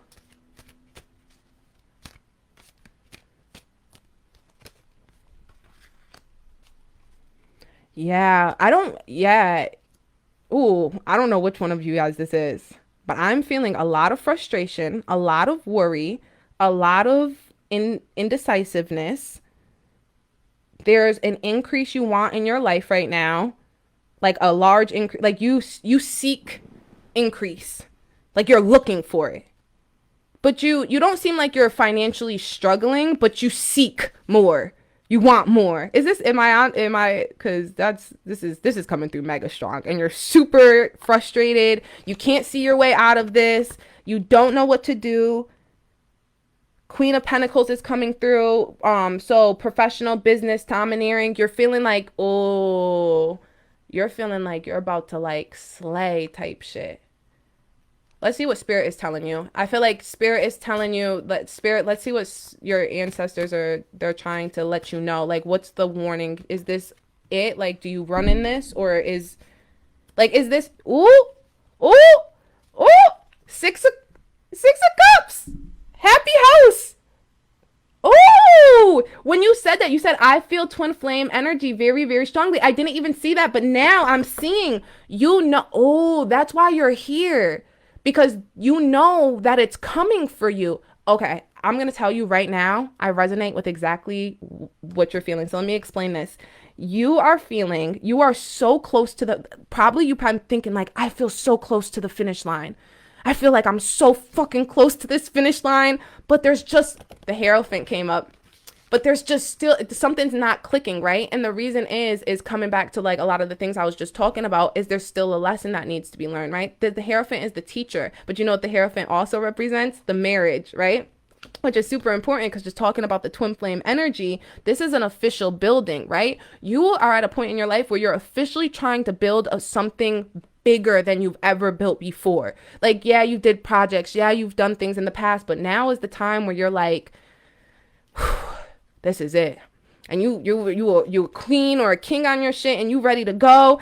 And the cards are telling you that a happy home, that this beautiful, loving relationship, an offer is coming to you of some sort. So your twin flame energy is coming in, but the energy that's stopping it is that Hierophant, right? There's still lessons that need to be learned in self, right? There may be past relationships. Oh, I'm feeling a mega strong energy there as soon as I said it. The Tower. I was just going to say this. I was going to say I'm feeling past relationships that were very tragic. And I'm feeling like you may be holding on to some of the trauma from those relationships. I feel like you may not have contact with these people, so you think you're fine. Does that make sense? I don't know if that's resonating with you. So, and I think that you're not, I don't know if you watched this whole thing, but I don't know if this is resonating at all. But what I do know is that if you probably still have a red string attached to you. That's what... Oh my God, I'm getting chills. if you are thinking about somebody, this ain't energy, if you are thinking about somebody from your past right now, it's not because I want to give you confirmation. If you are having an issue right now because you're thinking about somebody from your like your past and you're like, wow, I just watched this whole thing, is that my twin flame? Because she was talking about the runner chaser and you're still confused, like, is it a mirror or is it like a familiar situation? This is letting you know that that person is thinking about you too. We don't feel, if somebody, oh my God, I'm getting so many chills. Oh my God. The best thing to know spiritually, right? In all this hoodoo stuff is that if you're thinking about somebody so strongly to a point you're having dreams about them, that means they're thinking about you too. They can't hide from that. They can act like they ain't thinking about you. They can act like whatever, but they're thinking about you too. Now, I'm feeling like you could be being held back. Now, in this situation, I'm kind of laughing because I'm like, but in this situation with you, you don't want this person thinking about you. You have a red cord that you need to disconnect from them. You want them to stop thinking about you. I feel like this person brought you a lot of tower moments. I feel like this person constantly was building you up and tearing you down just for the fun of it.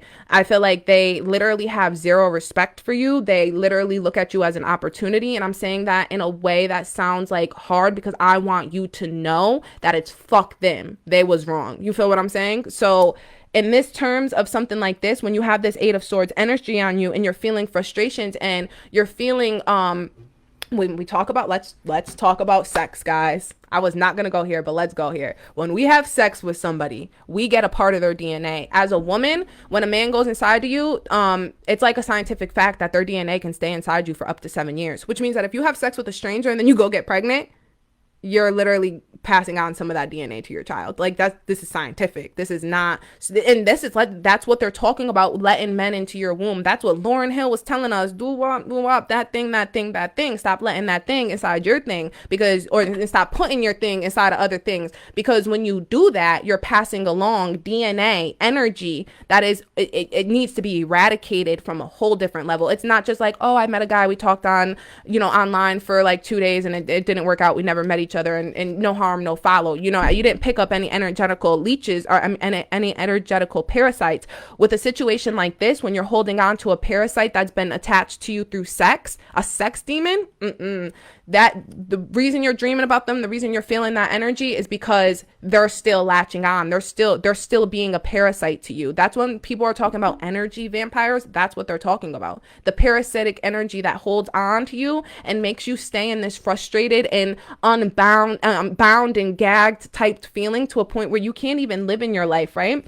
You want to be this Queen of Pentacles energy and you want to like own your shit and you want to be like, just a business person, right? And you want to have your finances right, so on and so forth. But whatever this person said to you that made you feel not good enough, whatever this person has said to you in the past, it's lingering in your back of your mind, but you're not even realizing it. Because you think you haven't had contact with them. You're not even thinking about specifics. You haven't thought about details in a while. All you're thinking about is that energy that they gave you. And what did that energy bring? If it was a soulmate, in that soulmate energy, it was familiar.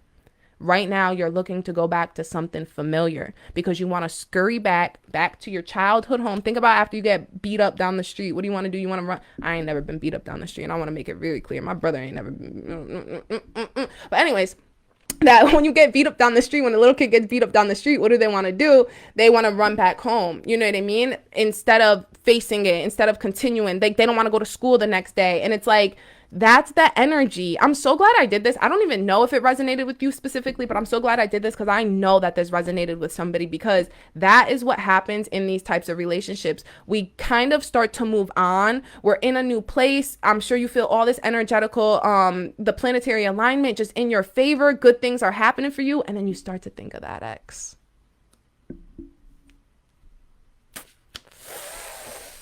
Don't do that. Because you're thinking about them because you want to run back home. You want to run back to what is familiar and you want to run back to what is safe. But Spirit is here to tell you that the only safety you can seek is within yourself. Oh my God, what came out next is the High Priestess. And the High Priestess represents the highest form of the female energy. It's very powerful. Secrets to be revealed. I feel like if you don't believe me now, what this card is telling me is that there's actually going to be information that is exposed to you that you don't know yet, that will, I feel like if you're watching this and you're like, oh, I don't know, and I'm not sure, and da da da, and even if you weren't the one who asked the question, but you're like, you know, it's maybe somewhat resonating, whatever, so on and so forth. This is letting you know that there's, fuck me, because I'm just one messenger. There's going to be other messengers that you actually trust, that will help you confirm this information and help you understand. And I think that if I'm saying this, Nine of Swords, more frustrations, guys, wow. um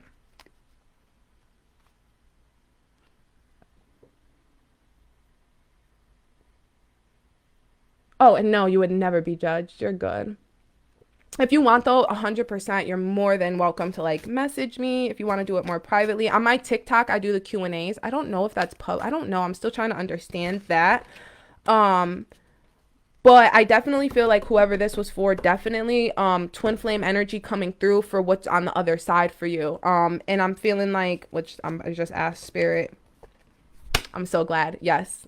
This is my confirmation that I'm right. 10 of Pentacles coming through. 10 is all about money. This is all about a money offer coming through for you.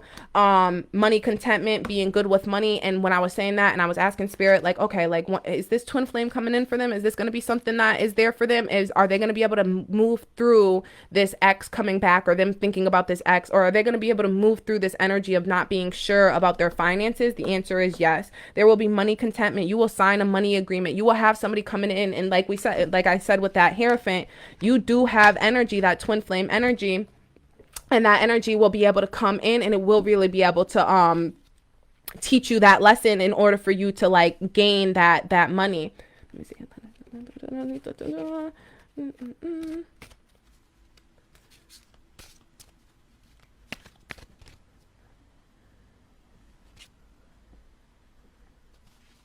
So what I'm gonna do is I'm gonna pull two.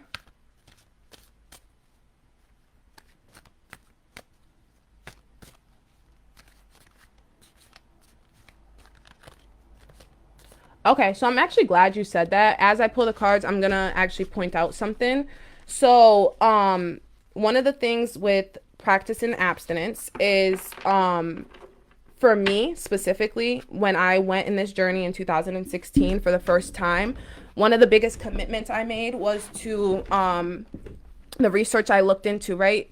It sounds like in this situation, you have, and I hate to say this, and I'm not trying to scare you in any way, so I don't know if you're already into spiritual things or whatever. It's just, like I said, I don't know if you was listening when I was talking about me just getting into this with people I don't know. In my friend group, I know what their belief system is, so I don't know if I'm touching on something that you haven't heard of or touching on something that you may not necessarily believe in. But when I'm talking about those ties, those scientific ties, when somebody enters into our womb or touches our womb or touches us sexually, when we open up that sexual energy, what happens is there could be the parasite, yes, but there could be this demon like energy, this devil like energy that almost gets like inside of us, right? And what happens is that energy, we think it's our energy. And I'm very glad that those cards, because that was what I was talking about, right? Not that when it's not your energy versus when it's other people's energy. And when we talk about abstaining, and when you're going through that process of like abstaining from sex, the most important thing to do is abstain from masturbation. And the reason for it is because, or any type of like sexual energy, okay? And I'm going to explain this why and what came through as I was doing it. This is a speedy situation. Sex is a fast way. It's instant gratification. Sex is a fast way for you to get the things that you need quickly and swiftly, right? Sexual energy, though, when I'm talking about all this and why I take it so seriously, is because sexual energy is divine energy. Like, it's not a nasty thing. It's one of the most beautiful things in the world. Without it, we wouldn't be able to have children. Literally, it's here for a reason. So I'm starting with that, and I'm pulling out on that energy and starting there with you by saying that when you abstain from sex, you're not abstaining from intimacy, right? You're abstaining from penetration. You're abstaining from the penetrating thoughts of sex that becomes demonic, sex that becomes dog like, sex that becomes animal like, right? And when we're talking about the twin flame versus the soulmate, your twin flame would never treat you like an animal. They will respect you. It will be a level of respect that is like you won't even be able to recognize it. It's a level of respect that doesn't even make sense to you. You know what I mean? And I say that to say that when we abstain, it's very important that we start to learn how to use sexual energy to our favor. Masturbating, one of the best advices I got is that when you start to first abstain, you can still masturbate for like a certain amount of time, but when you masturbate, you can't use your third eye. You can't fantasize, you can't look at other people, and you can't like watch porn, like, you know what I mean? So what an abstinent mind looks like, what an abstinent person looks like in that matter, right? That you have sexual energy. Everybody has sexual energy. We have hormones. Everybody has a libido. So I'm never telling people not to use their sexual energy, but sexual energy is the same as creation energy. So when you have sexual energy that's building up inside of you, and that happens through anger, it happens when we get excited about things, when we see things that make us happy, like you get this sexual vibe, even right now, like how I'm exuding, like when I say certain things and I exude like a sexual vibe, right? How you start to control that and control your desires is basically what you do is you start to masturbate thinking about yourself. Like I'm just gonna try to say it in a polite way, but when I was talking about the mirror experience, I'm about to pull these cards because they're really screaming at me, and I'm gonna pull one Moonology card for you because it's really screaming for me too. But when we're talking about doing that intimacy thing, I was trying to say it in the polite way, but building intimacy with self is really through like, I don't know how to say this in a polite way, and I really don't want to say this way, but I'm gonna have to. When you orgasm, the only thing that should be on your mind and the only thing that you should be visualizing is self, right? And your accomplishments. You can masturbate thinking about doing art. You can masturbate thinking about intimate things. You can masturbate thinking about things that are holy, that are righteous, right? Masturbation is not against God's will. Sex is not against God's will. So these things are not things that you need to feel shame for, right? A lot of the reasons we get into sexual relationships that are unhealthy for us is because we're dealing with past shame, past guilt, like I said, our ancestors, curses, etc., etc. So we get into relationships that help us mimic that. You're getting an instant gratification to help you stop feeling the shame or guilt or anger that you're feeling that's building up this sexual energy, right? So the only way to help abstain from that truly is to help to kind of revisualize the self and start to learn that there's not shame in touching your body. There's not shame in having a sexual desire. And there's also not shame in pleasing yourself or, getting off with that sexual desire. This is a known fact. I'm about to say the wrong monkey. I want to say orangutans. Orangutan women, female orangutans actually masturbate. So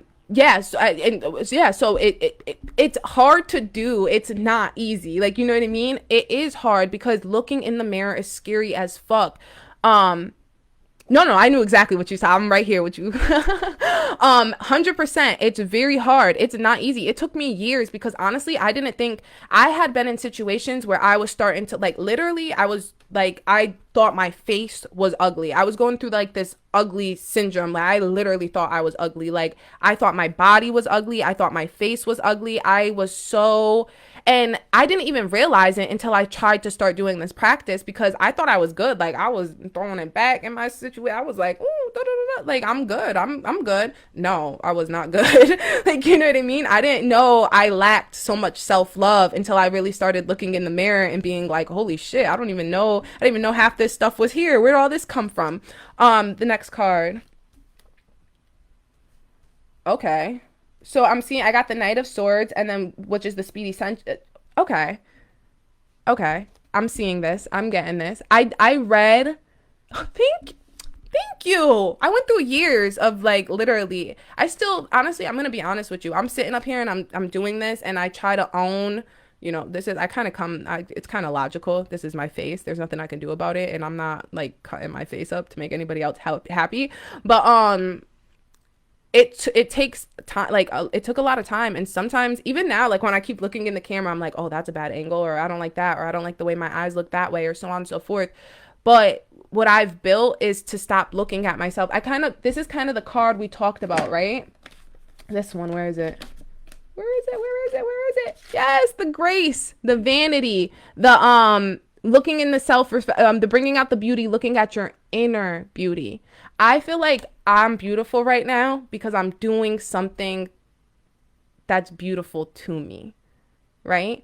And it's so, thank you. I really just still don't think that. I think I'm like a 7 out of 10. I think when I'm walking down the street and men see me, men are like, yeah, she's like a 7. Like, like that's literally what I think when I'm walking down the street. Like, I have zero, I may come off more arrogant than I seem, but like I said, it's just because I own my energy and I own my energy field. But like realistically, as far as my looks are concerned, like I am not out here thinking I'm Beyonce. Like I really am not. So I don't want this to come off to seem like, oh, it's so simple or it's so these things. Even people who you may perceive as attractive from the outside, they deal with things on the inside. And I'm gonna be honest with you, that the whole I'm ugly thing actually literally came from a past lover. Like there was my toxic situation, I literally, like, he would say certain things to me to kind of throw me back in my place because he didn't want me out here owning my energy or being this like great whatever person. Like I don't know, I don't want to talk about his energy, but what we will talk about is that was literally told to me. So that was something I was carrying on, like a shameful thing of like, not only did I think I was ugly, but I was kind of like, how the fuck, like, did I end up in this situation for so long with someone who thought I was ugly? Like, how the fuck does that happen? Like, I felt so ashamed of myself. Like, I was just like, what the fuck? And thank you. Thank you. But the energy that's coming through is just talking about like knowing like that there's an inner, like it's about the inner beauty, right? I had to really learn how to look past, like, yes, I'm looking in the mirror, but mirrors actually, if you look into the symbolism of them spiritually, mirrors actually represent 7 is perfect. You see them? Did you see my 7? Oh, 7 is perfect because of 7. Oh, thank you. Thank you. 7's my favorite number, actually. So I live with it. Thank you. But I kind of lost my place there. Oh, yes. So the mirror. So looking in the mirror, mirrors actually in symbolism, mirrors actually help you look into other worlds and other dimensions. If you're a starseed energy and you've resonated with any of the things I said about starseed, you feel like you may be a starseed, or you know you were put on this earth to do something more, and whatever, you were reincarnated from all these lives, so on and so forth. Earlier, I wondered if you practiced or studied Eva. Oh yeah, we having a whole conversation about that this weekend. Whole conversation about that. That will take us off into a whole new realm though. But definitely it's funny you even asked that, because before I came on, I was thinking about it and I was like, I want to do one of these where I'm just kind of talking about all the orishas and helping people like understand like that orishas aren't dangerous, it's not hoodoo, like, and just like helping them understand. So I'm very glad you asked that. Bringing back to the mirror thing and the thing, this helps you see other realms. So if you were a starseed, then that means that when you're looking in the mirror, you're not just seeing your earthly self, you're seeing yourself and you're seeing your soul or whatever, but you also are able to see into different dimensions.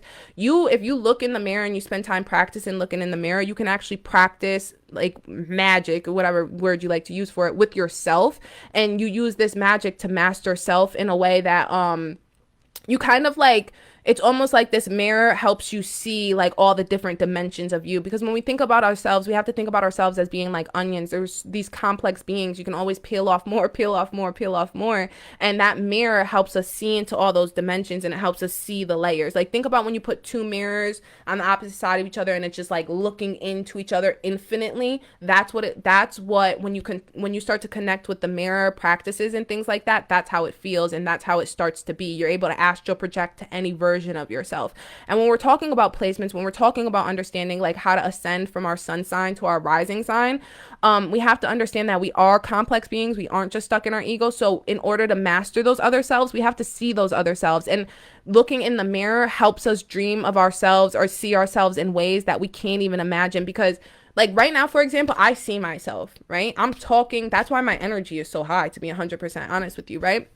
when you're listening to me, you're looking at me on the camera, you can't I can't see you. So automatically there's off rip an insecurity there, right? You can't see you and I can't see you. You don't feel seen. That's not like, this is great for us to be doing or whatever, but that is a psychological fucking thing that could fuck with somebody, right? Like, you know what I mean? And think about how that could feel in life all the time, just not being seen. And that's most likely what this energy is feeling like, just not being seen. So there's a shame, there's a guilt, you're trying to get out there.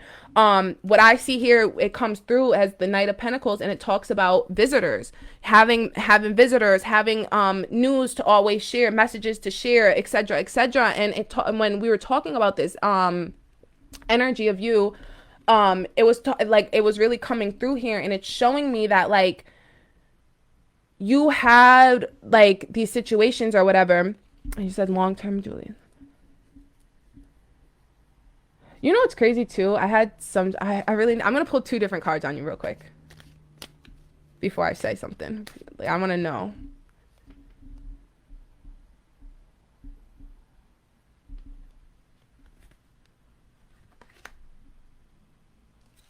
Yeah.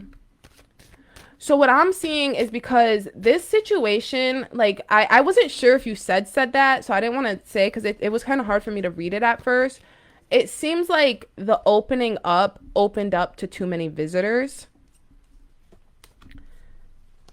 I show that you're yearning for a peace of mind and contentment. And I think that you thought that doing this would bring more peace of mind.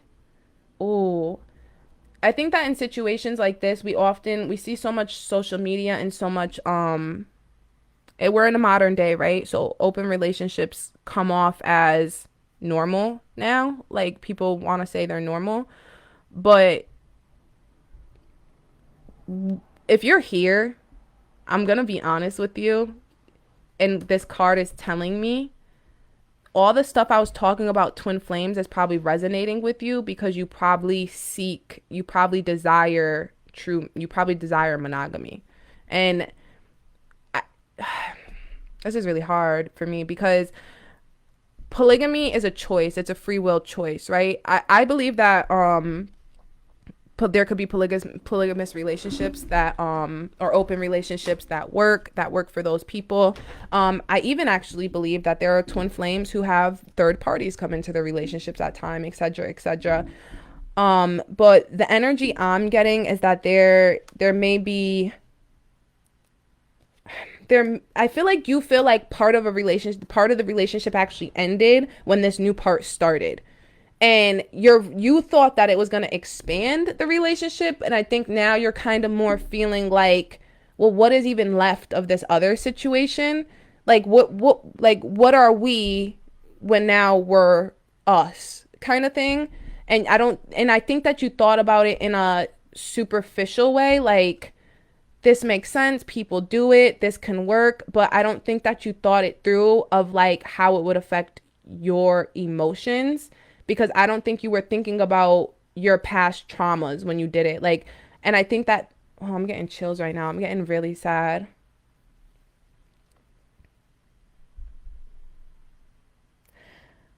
I feel really sad. I think that you feel really sad.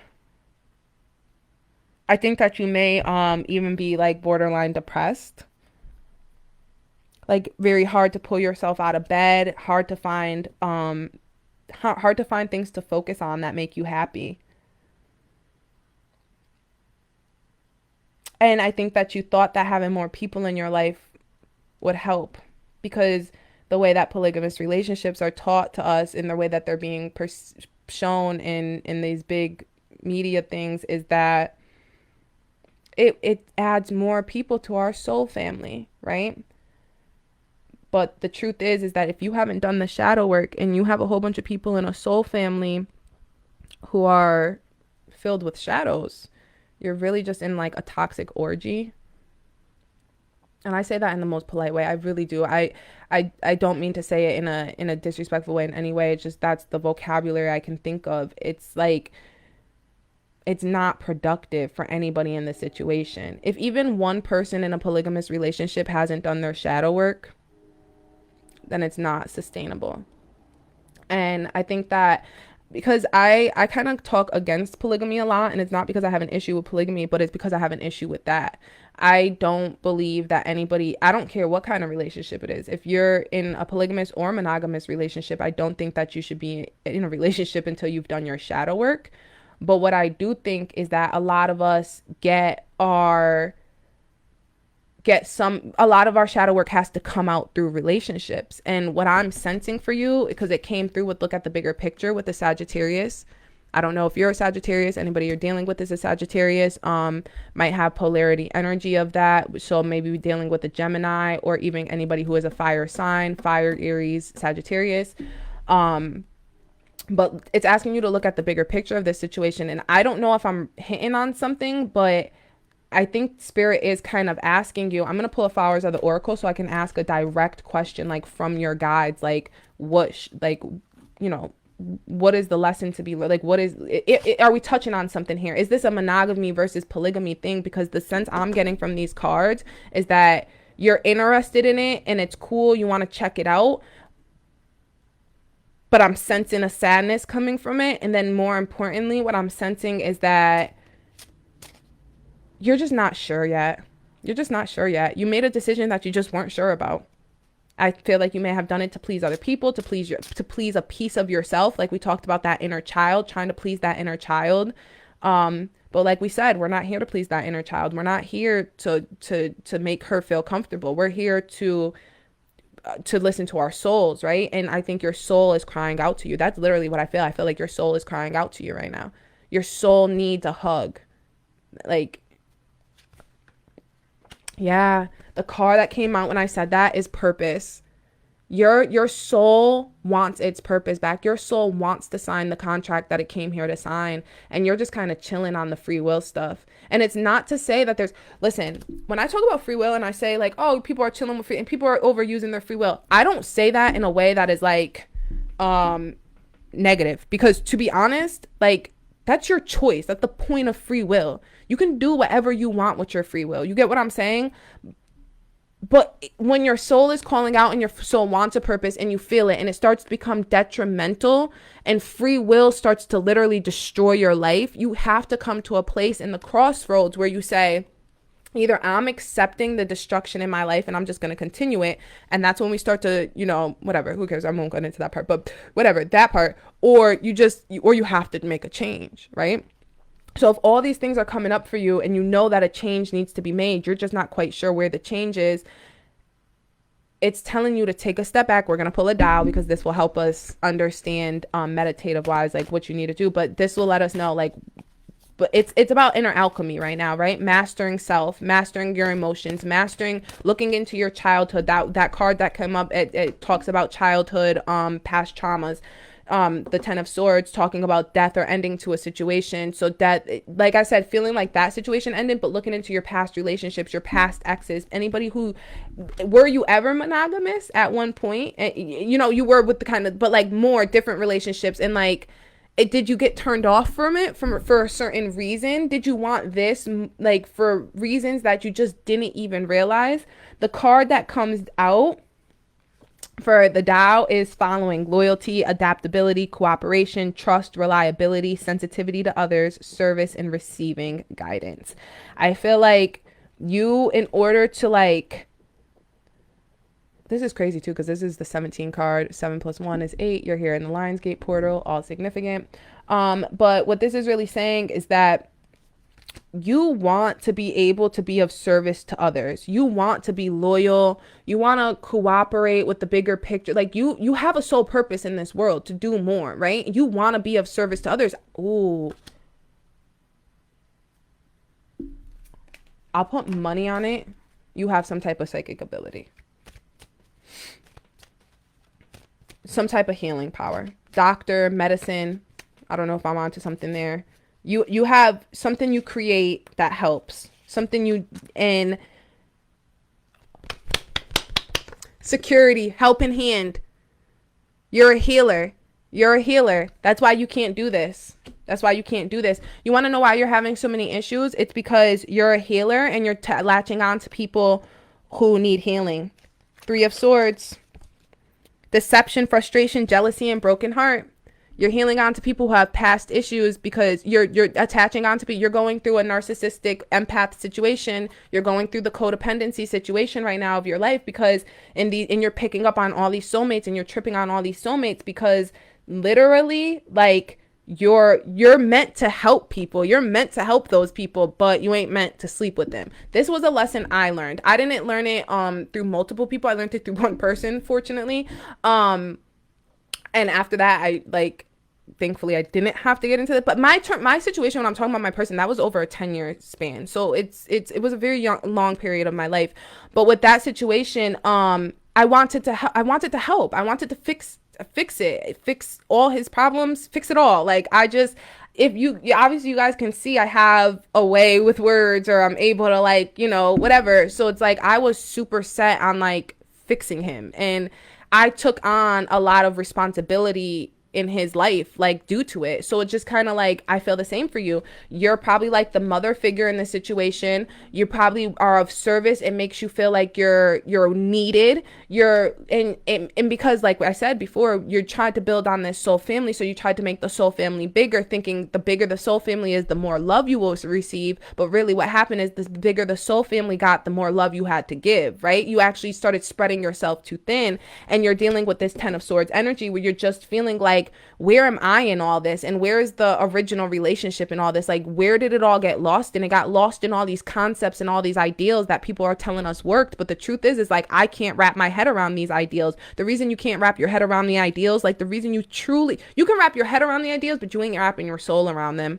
Your soul will not wrap around this, is because you know that you're here to help people. And truly in your soul, you know that a lot of things that you're doing are debilitating you. They're stopping you from your true purpose in this earth. You're really supposed to be out there healing, laying your healing hand, your secure hand on people to help them feel secure and safe. And you have this empathy for others. I'm sensing true empathy and empath narcissistic relationship.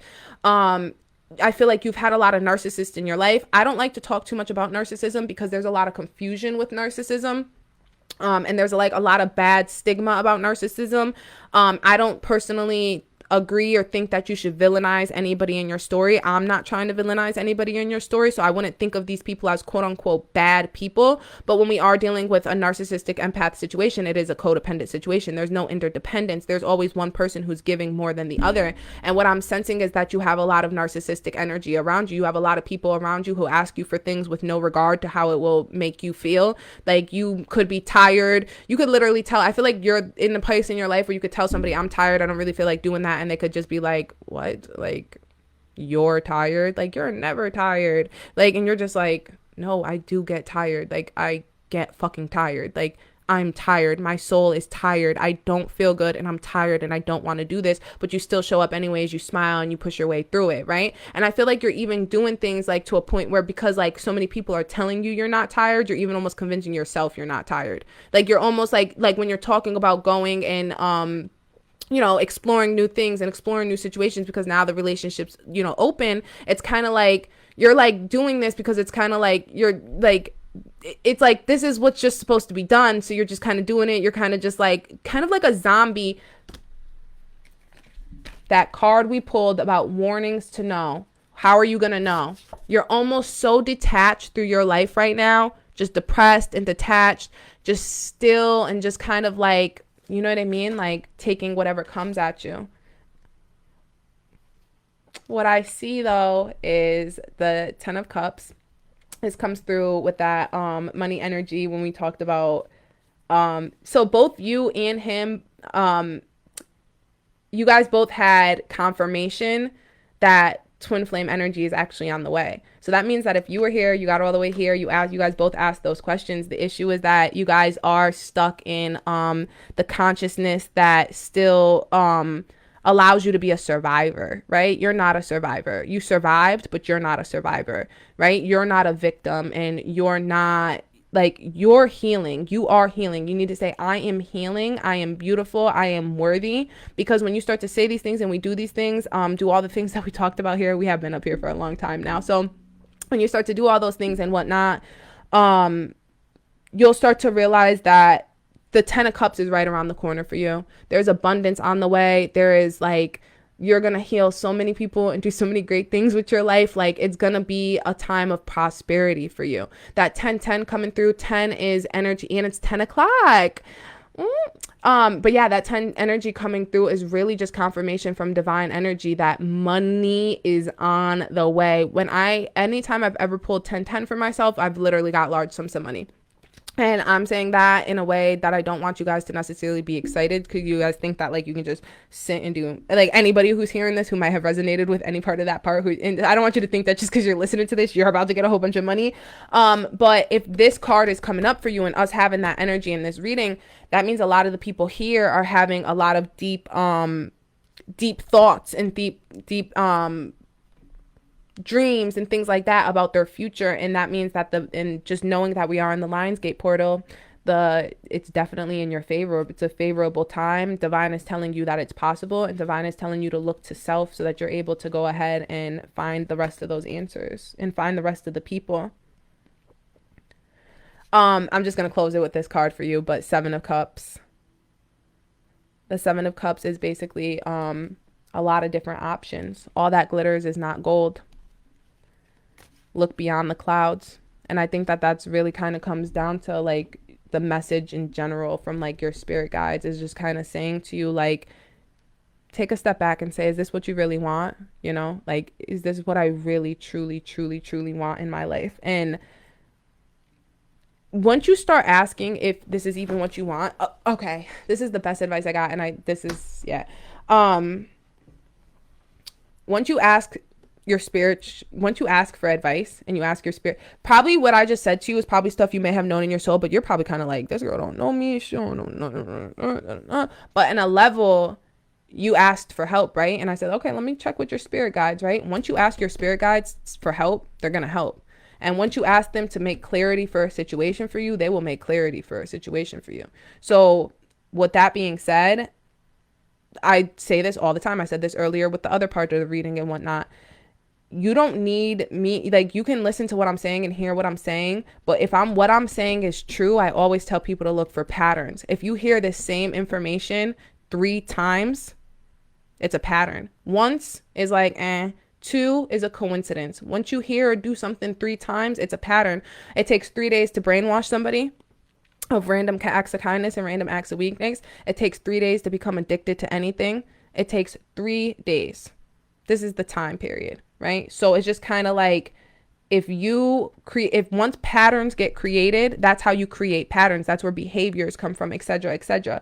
So once you're able to create this new behavior for yourself, then it's just kind of like, it's all good from there. I don't know if that resonated with you. Yeah. That was like a lot of energy, guys.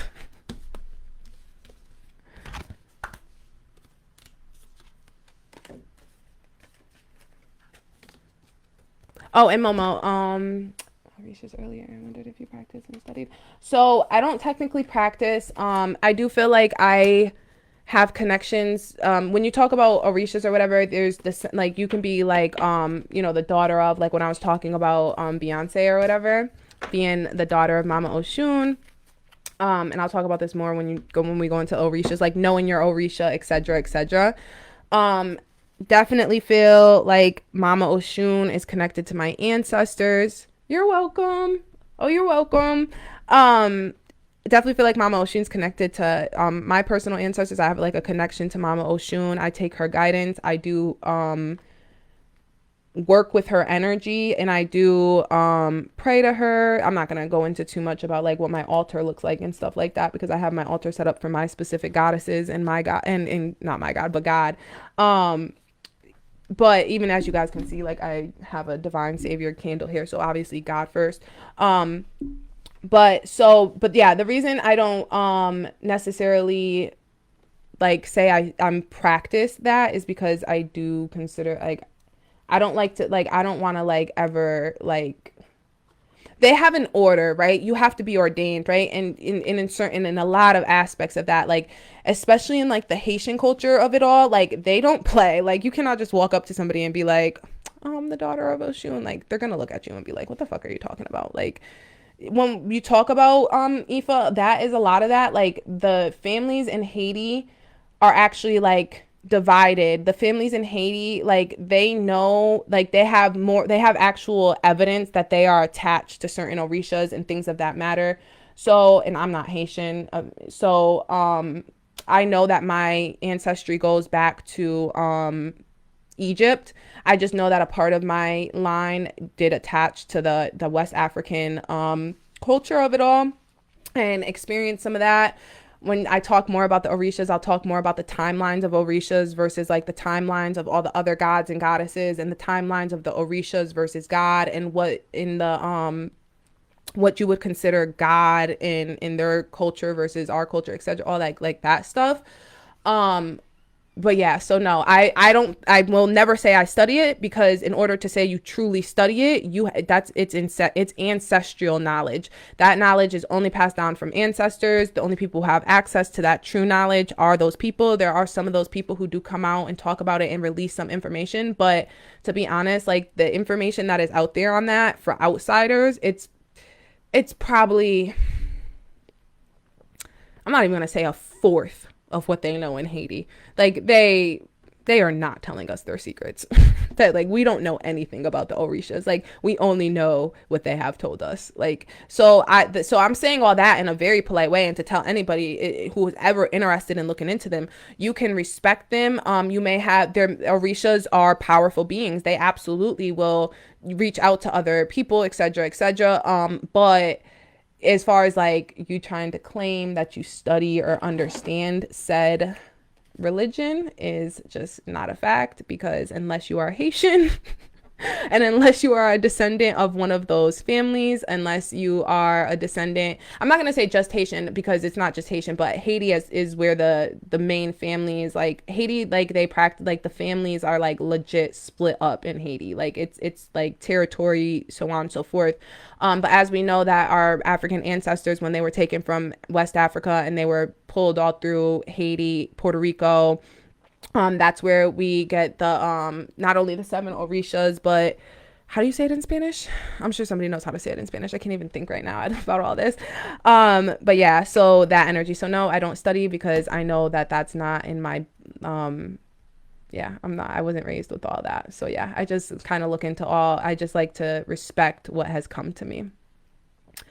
What I will say though is that anybody who did resonate with anything I said about Mama Oshun or Ogun, who may have any of that ancestry in them, who wants to look into that ancestry, I would say that's definitely something you should do. Once you know who your family god or goddess is, once you know who your family Orisha is, the head of your family line, the one who helped bestow your family line, all that stuff, it could just change your whole life. Like you should be respecting your Orisha. Like that's a fact. Like my altars, actually I'm gonna leave it here. Anybody who just listened to this, you got through all of it, get an altar. You need an altar. Anybody who resonated with anything I said, whether from the Egyptians to the Orishas, did I talk about Kali at all? I don't know. I don't care what god or goddess you pray to.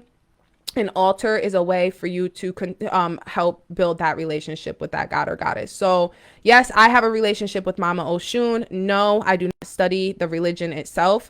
I feel like I am allowed to have a relationship with whatever god or goddess I want. You are allowed to have a relationship with whatever god or goddess you want. Just don't walk around this earth presuming to know things or secrets to a religion that goes well beyond your time of you being on this earth.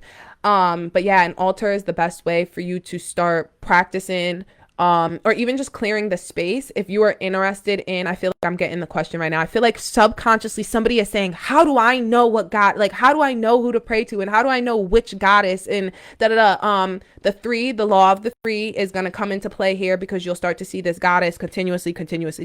You'll start to even realize it's probably most likely a god or goddess that has been coming to you all throughout your life. Clearing a space in the home, literally for God first, because God is the first creator.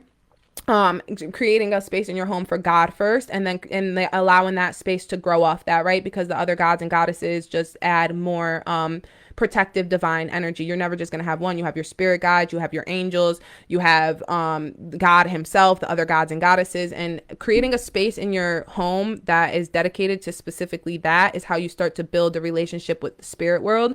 And it's kind of how you start to become more in tune to all these messages that I've been talking about here, like all the downloads from your ancestors and all that information. You're welcome. That's that space. The altar is really where that process begins. I do have a specific altar here that's like I consider like my public altar, that this is my clear space.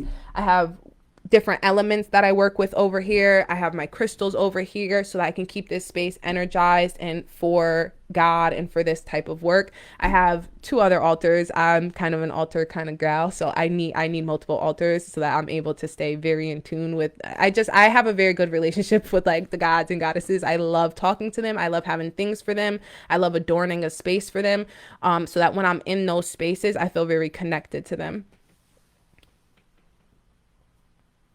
Yeah, they're super strict.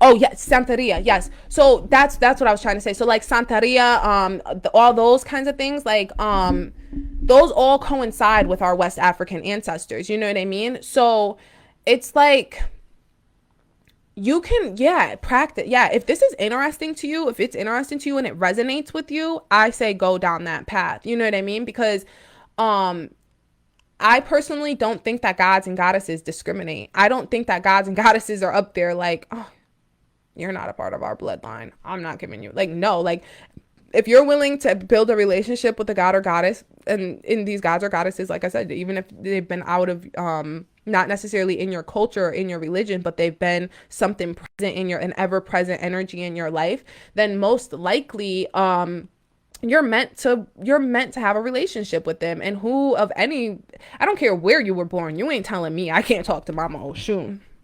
That's word to anything. Like nobody's telling me I can't talk to Mama Oshun. Like she be screaming at me sometimes. You think I'm not gonna talk back? Like of course I'm gonna talk back. So I think it's important, as long as you do it with respect and you do it with dignity. I think anybody should be allowed to practice whatever religion they want. You know what I mean? There's a lot of people who grew up in that same thing, that in the same religion we're talking about, Santeria, learning about the Orishas and et cetera, and they've actually moved to Christianity. There's somebody I follow online actually who she started off in there and she ended up in Christianity. I don't really quite understand that transition process, but she does prefer Christianity. It's easy, that's just what she prefers. And I don't think that anybody should be discriminated against because of which religion they choose. If you have a connection with God, you have a connection with the higher power. I don't care whether you call it divine, spirit, God, goddess, orishas, it doesn't matter. It's a connection analytically, as above, so below. Just knowing that we are, bring it full circle back to what I talked about in the beginning. We are made of this earth. We are made of the stars. We are made in God's image, right? So it's just kind of like having a connection to that, whatever that creator you want to consider it to be, because there's different ideals about that and there's different philosophies about that. We can all argue about it till we're blue in the face. None of us actually know the truth. And because of that, I believe you can go do whatever you want. Go chill, like go pray to whoever you want, as long as you're not praying to the devil. Or praying to anybody who, demons, like we don't do that. Like, but otherwise I think that that's an open book. I think spirituality definitely shouldn't be boxed into like certain religions. So I actually can tell you when we talk later or whatever, I'll tell you this dope girl I follow, or I'll tell all you guys, Black Witch Yaya.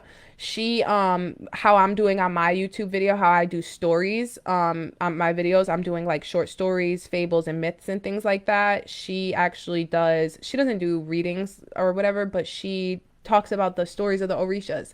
So if you're interested in any of the backdrop stories about the Orishas, if you're interested in that story I told earlier about Ogun and Mama Oshun, she actually tells the full story on her YouTube channel. So you might be interested in that.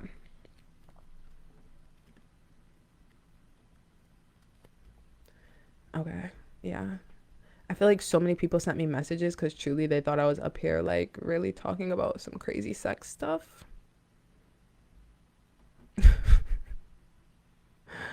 But this was like really, really fun, guys. I did not know it was going to be this fun. I did not think it was going to be this productive, but it seems like people are dwindling down. It's been like 2 hours. I really hope that I'm able to save this and use this for a later time. But thank you guys so much. I'm signing off.